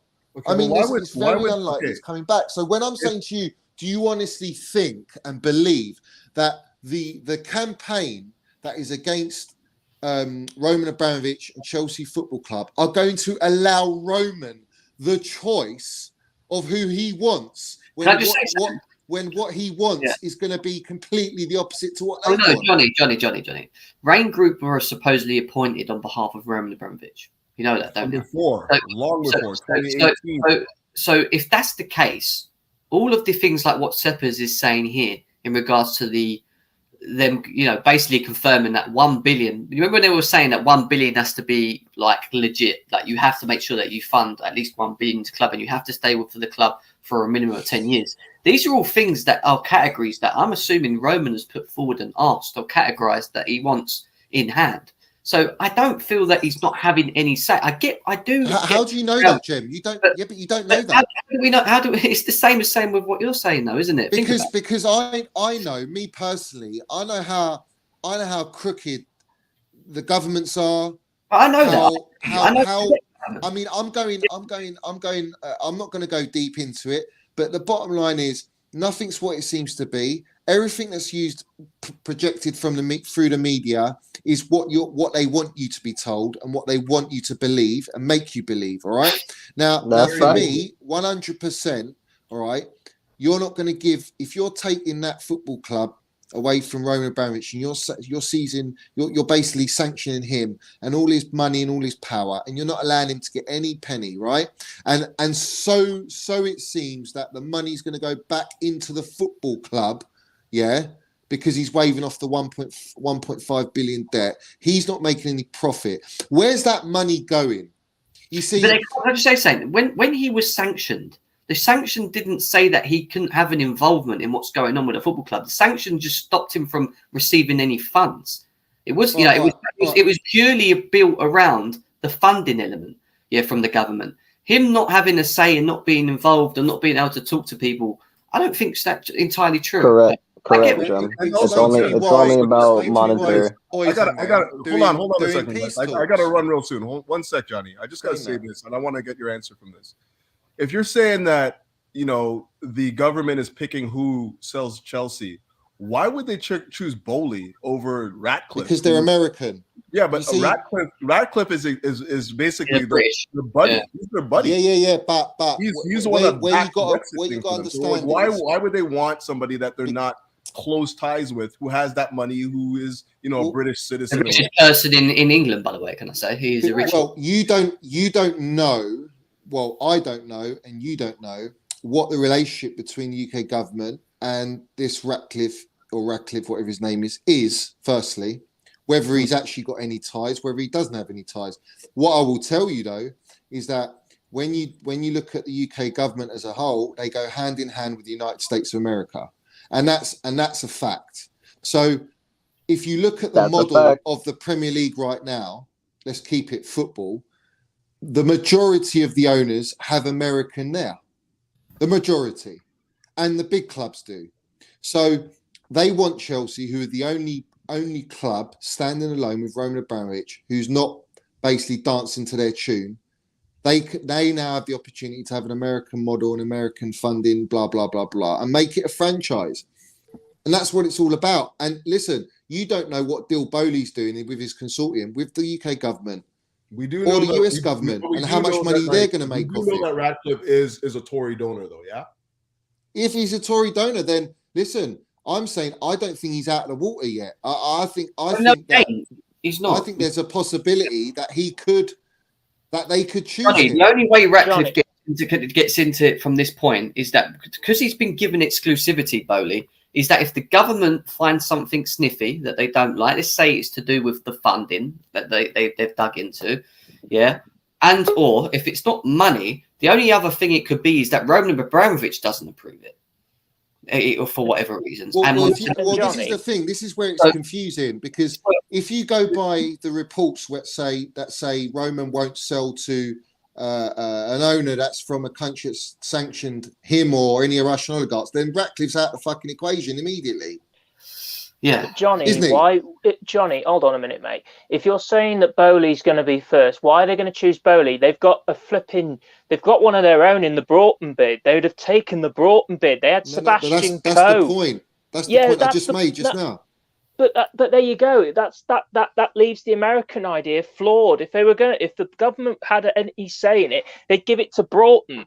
Guys have got the guy. No, it but to Nick this Candy. where you got it wrong. The government are hand in hand with the United States. So what I'm trying to explain to you is Broughton was never going to win it, and I could have told you that, because the reports are set up, like I'm repeating myself again, that Roman won't sell to an owner from a country that sanctioned him or any oligarchs. Now the UK have sanctioned him, so it's a no fucking brainer that they're not going to sell to a Ratcliffe if it's Roman's choice by what they're reporting, that they're not going to sell. So what does it do, right? It sets the path for Boehly and the Americans, because it's a simple fact that Zelensky asked Biden not to sanction Roman or any other oligarch. So what does that do? It sets the path for an American owner, and that's it.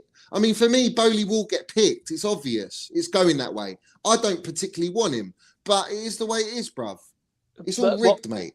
What can I just be honest with me, right? You're saying that that Radcliffe should be better than Boehly. Why? I just want your honest opinion. I don't know if he's better. I don't know. Like all I've seen is that statement today. That's all I've seen from the geezer. No, he didn't want Nick Candy. He trusted me. Oh, I didn't want Nick. No, Candy. he did not want Nick you gotta respect fucking it. way, bruv. You gotta respect it. Johnny was objective. He said I've always had respect for Johnny. So at least Johnny comes out and actually has, and most of the time spits the facts. cojones to say So to be fair to him, I haven't got any. I'm not attacking him. All I'm asking him is that whether or not he's at why would he think that Radcliffe is better? No, that's fair Personally, I play. think Radcliffe was one of the. I think he'd be the British version, personally, of the Glazers, because he's done absolutely nothing for Nice, and and what? I mean, you can't. A load of people are getting their maths wrong because they're looking at 1.75 billion to go to the club, or $1 billion's going to go to the stadium, so that makes what? No, but makes what? the thing is people are scared of consortiums, and I understand that's a fair fear. Like That's what consortiums, they want, the whole model in the Premier yeah, League, yeah, no, to be a consortium. Single owner's gone. It's hard to buy unless you're Elon Musk. You can't do it. Like no, listen. And the worst part about it is they've put us in a place where you sort of don't have a choice because I don't think people understand. We could have lost like 12 to 19 points this season if we didn't have that special license put in by the government. Like, do you understand that? We would be in 5th and 6th right now. I wanna respond to that comment about me. Like, I don't trust any journalist, any media. I mean, I don't mind Simon Phillips when it comes to the footy and all that, but in terms of like mainstream BBC, Sky, and all that, they're all fucking brown envelopes and they're told what to say.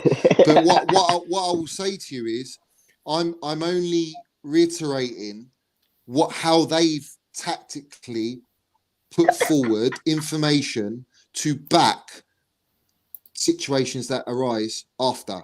And that's all I've done. I'm not saying I believe.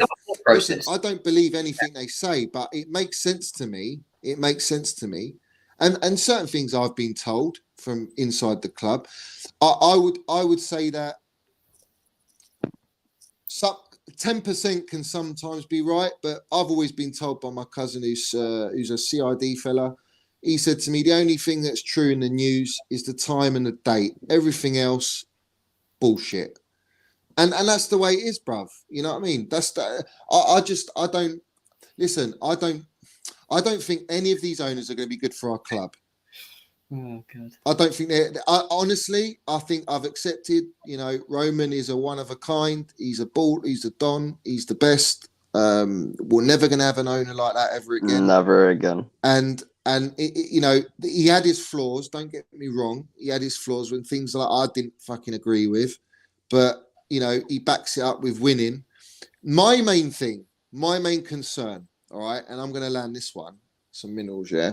Minerals. If Minerals. Whoever comes in, right, whoever it is, I honestly, to a point, I couldn't give a toss because I'm going to support Chelsea regardless, right? And we all Up will. the Chelsea. Yeah, up the Chelsea. But what I will say by this is, the most important thing for me is, in the next 2 transfer windows, and I mean this summer and January is always difficult, and then the next summer. So I'd say the next 2 transfer windows, I expect them to go in big, and I expect them to give the gaffer everything he wants. Now, if they give the gaffer everything he wants, we will see quick turnover of trophies.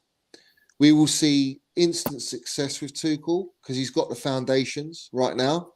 He just needs to tweak a lot of things. All right. And I don't mean a lot of things, but he needs to reshuffle, clear out The squad, some of the deadwood, the squad, reinvest it, take note of the Cobham Academy, the Youth Academy. And obviously he's got a backbone now and he's got a mentality there. If they give him what he wants, then in my opinion, I think over the next 5 to 6 years, maybe longer, with Tuchel and him being backed, and then after those 2 windows, you can tweak it like an FSG. You can buy a 1 or 2 player job, right? But it's absolutely a must to go and get 5 to 6 big players this summer.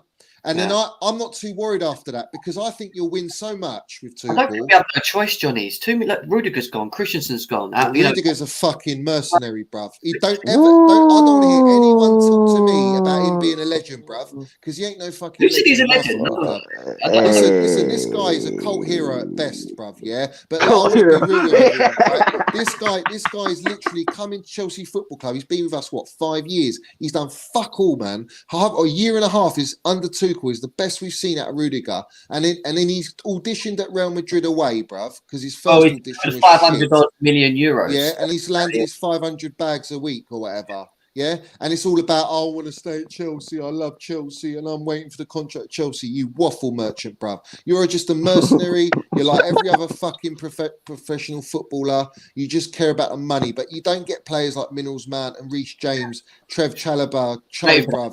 That are the bread and butter, and they know what it means to play for Chelsea. They'll play with one fucking leg hanging off, bruv, and they'll pay for peanuts. Yeah, that's the difference. I want players like that in my club, bruv. That's why they're not. These players. I never realized people were that upset at Rudiger. I knew people were upset at Christensen. I didn't know Johnny was. I didn't know that. Johnny's happy. I'm happy for him. You know, Johnny's happy, man. You know, I mean, good. You know, he's got the flow going on, so you know he's happy.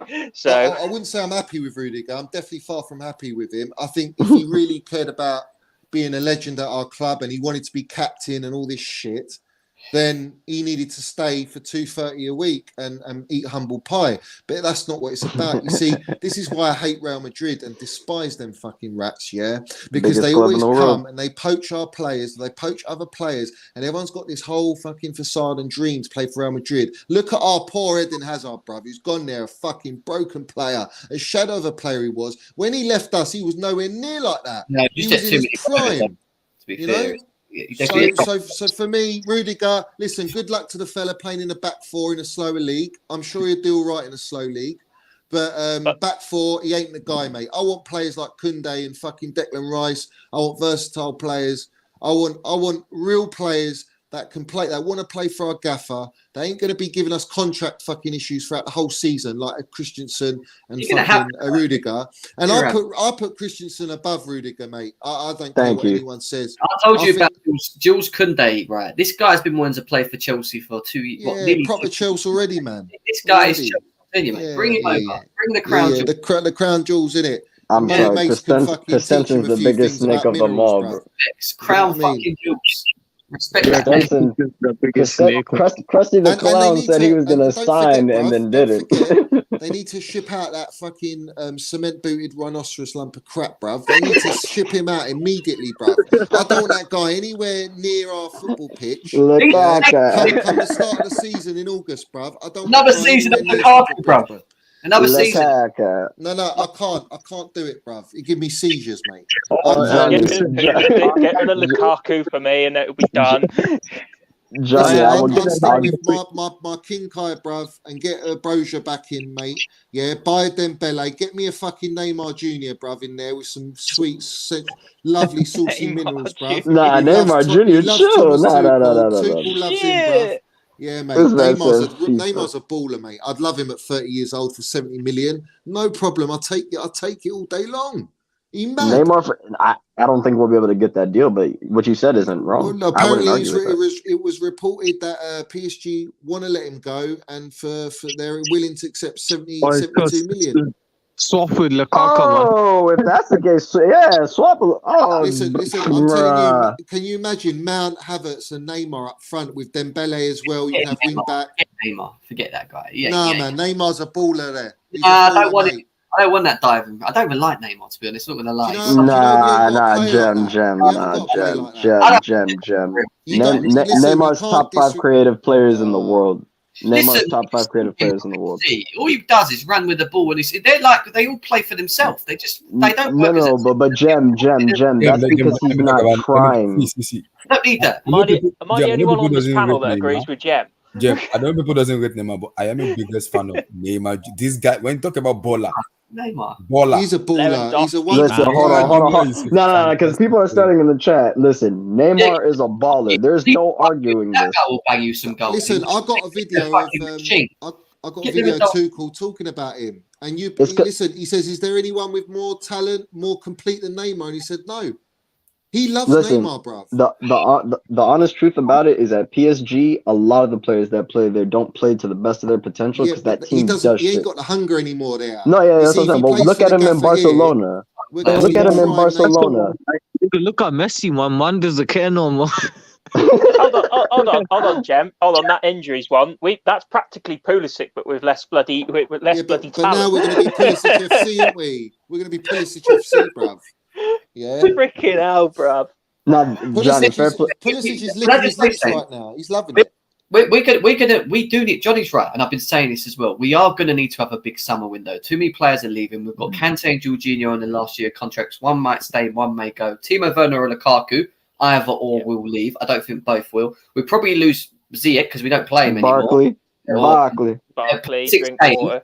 So what I'm saying is, we do need, and that's without sorting out our wing backs. We don't even know how Chilwell's going to come back. Reece James gets injured because he gets overplayed. I'm sitting on Chilwell here. I'm Right. sitting on him. I don't know. Pray on Chilwell. Pray on Chilwell. Hopefully he does come Got back. Marcus Alonso there. I can't do another season. Alonso's a baller, man. He's a No, baller, bruv. no.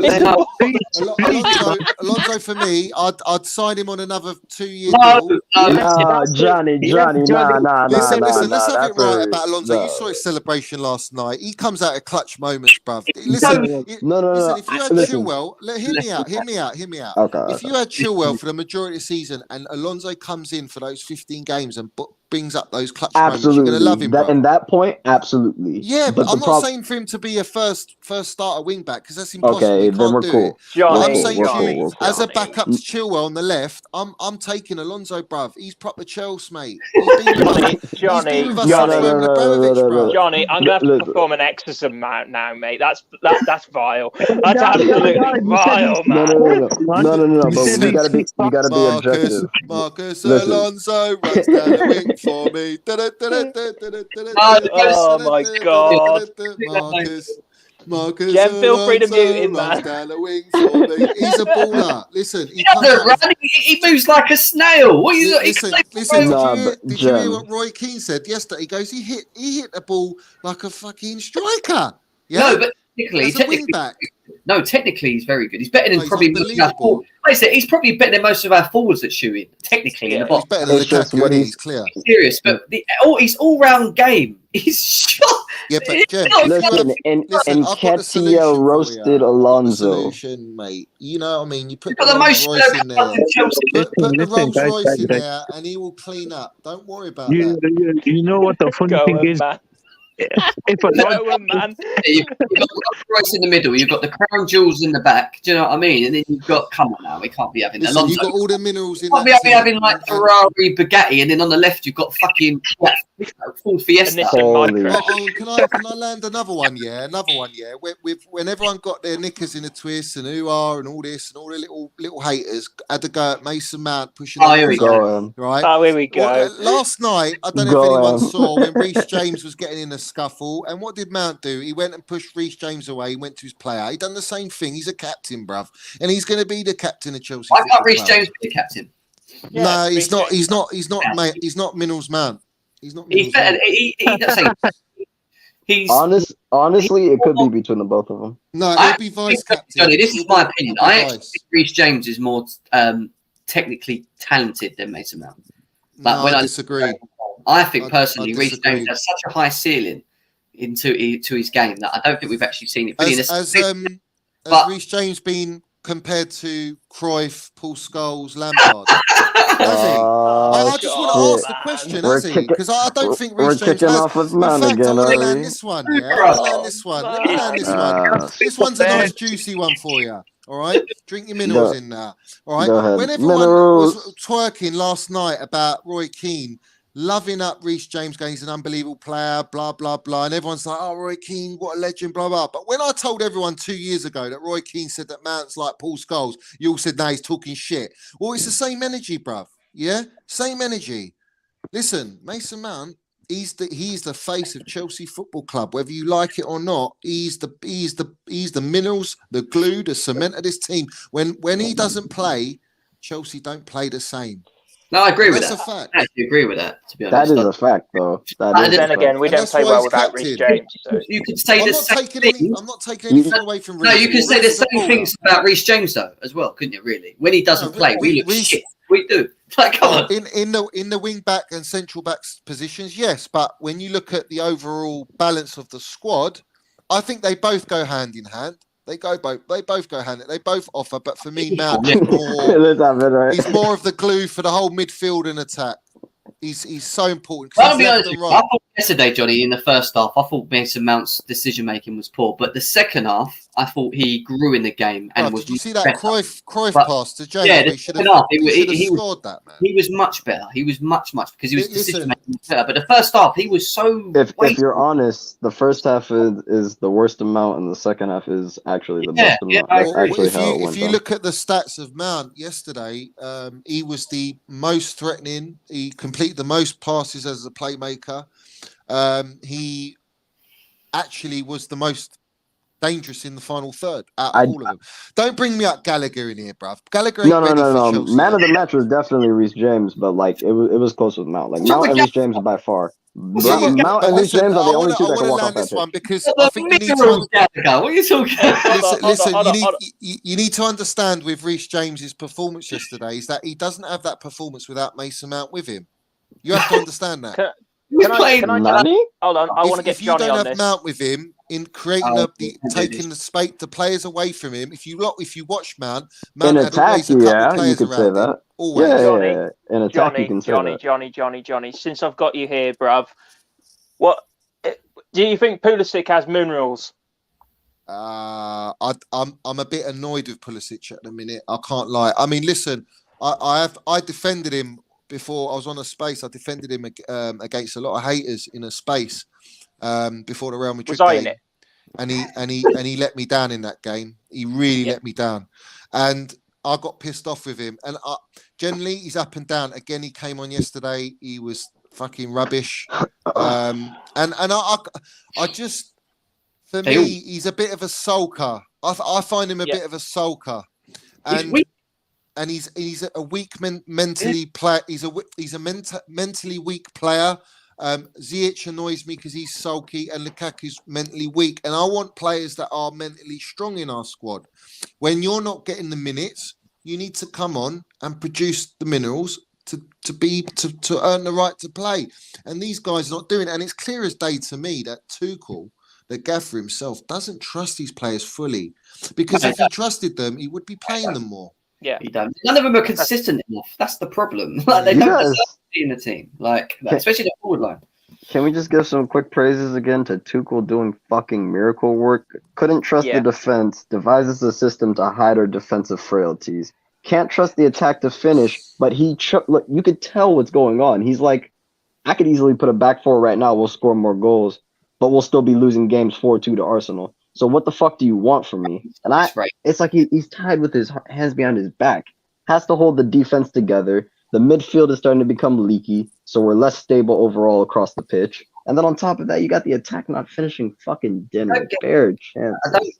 I don't get this. Like I see it all over Twitter as well. You either get the one side that are absolutely in love with Mount, can't do anything wrong, Johnny. Facts. And then on the other side, you've got people. Well, no, there are a couple of negatives. No, wait a second. I was saying there's other people on the other side of the Richter scale who just fucking hate him. Everything he does, he doesn't matter what he does. Honestly, Johnny exists because of the Mount hate. Johnny was calm. I will tell you this, there are a couple. It's the middle people. I think at most there's a couple of negatives. All right. The first negative is he is a bit of a momentum player.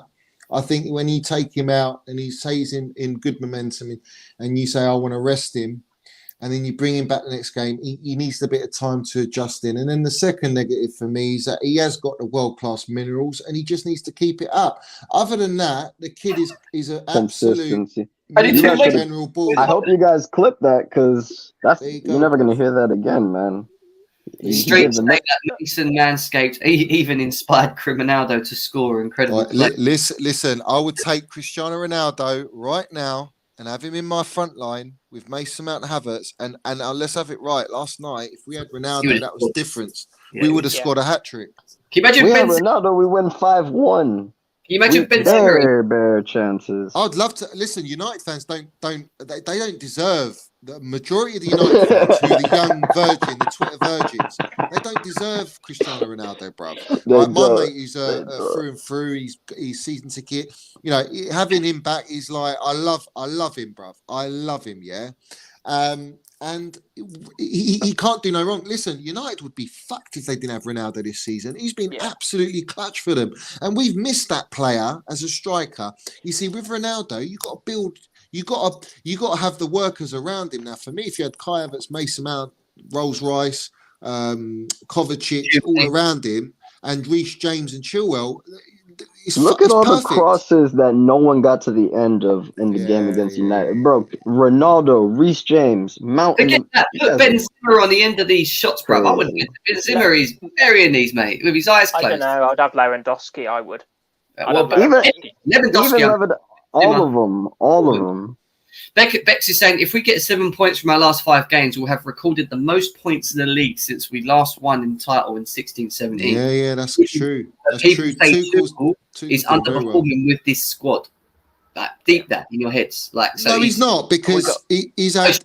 But people are saying that he's underperforming. Let's list it all out. He's had COVID, Chilwell, Reece James out for Chilwell the whole season. Reece James out. He's had Kovacic and Kante out for the first start of the season, in and out, and not performing. He's had Mount out a couple times this season. He's had Kai Havertz in and out. Pulisic obviously didn't even start the whole start of the season. Cho's been out for the second half of the season. Werner's Lukaku's been in and a out. flop. All right, well, Lukaku's just a fucking rhino. He's just shit. And then obviously the world's most expensive rhinoceros, 100 million, bruv. Yeah. 100 anyway, I don't want to get onto him because he just Johnny, he's gonna fit our system. Yeah. Where are they? Where all the Lukaku stands now? You fucking frauds, man! I told you ages ago, man, before we bought him, and you're still standing him. I bet. Anyway, and then you've got COVID. You got the Lukaku documentary. And all the shit that caused behind the scenes with the players. And let's have it right, that really disrupted our team spirit. I think if that didn't happen, even Lukaku not performing, we would have been all right to an extent. But I'm glad it did happen because he's a fucking rat. He needs to leave. And then he's done us a favour, actually. And then after that, you got the sanctioning. I mean, how much more can you get worse than the sanctioning? Come on, bruv. You know what I'm saying? Like, your club sanctioned. That's never happened in history of football. His fucking wife. His missus. That's a lot of issues to deal with. And still be third, still be in an FA Cup final. He's won the Super Cup. He's won the Club World Cup, and he got into a quarterfinal semi. Listen, we should have beaten Real Madrid. Let's have it right. We should have gone through. We should be playing City. I'm proud of the boys. I'm proud of the gaffer and the team. But you're hurt. Absolutely fantastic. But to watch those fucking pensioners, bruv. And the way that City conceded 3 goals tells you everything about the way we played. You know, if we were on our game, they wouldn't have scored the goals they did. And we went to their own ground and beat them. I just think, you know... Respect endangered species. Nobody gives a rat ass about it. I told you, I threw my Tims away a long time ago. Go ahead, bro. They're in the skip, mate. Guys, we do need to finish off though. 2 hour stream, man. I've been going for. I've done double streams today. I've done nearly 4 hours. 4 hours, Jim. Part-time shift. I've smashed it. Bank holiday weekend. I'm going out tomorrow. That's it. Someone tweeted about. He goes, I wish I was young again, watching these cartoons, and it was Fred Flintstone on this gigantic fucking dinosaur. And I said to him, all I see is a Lukaku comp, bruv. You know something, Jem? With this whole takeover, man, I feel like I've aged twice, and I'm a year older tomorrow. I'm 34 after all this. Fucking hell, man. Yeah. Oi, HM, you're talking absolute bangers and mash waffle. I got clips 10 months ago before we signed him saying no, he didn't want that fucking guy. Didn't want him. I didn't want him. Me and Johnny were arguing on Monster Stream about it, and they were all coming at us. I remember that stream. Yeah. It was a long time Monster's gone very silent recently. He's gone very quiet recently. Everyone's gone quiet. Apparently he's going to be our top goal scorer. I'm waiting on it, bruv. He's on fucking 13 goals. Mason Mount's on 12 goals. And let's have it right. Mason Mount's got 15 assists this season, and he's got 12 goals. Lampard got in his 3rd season 15 goals and 9 assists. And the 2 previous seasons with Mason Mount younger, Mount's beating him on goals and assists, clear as day.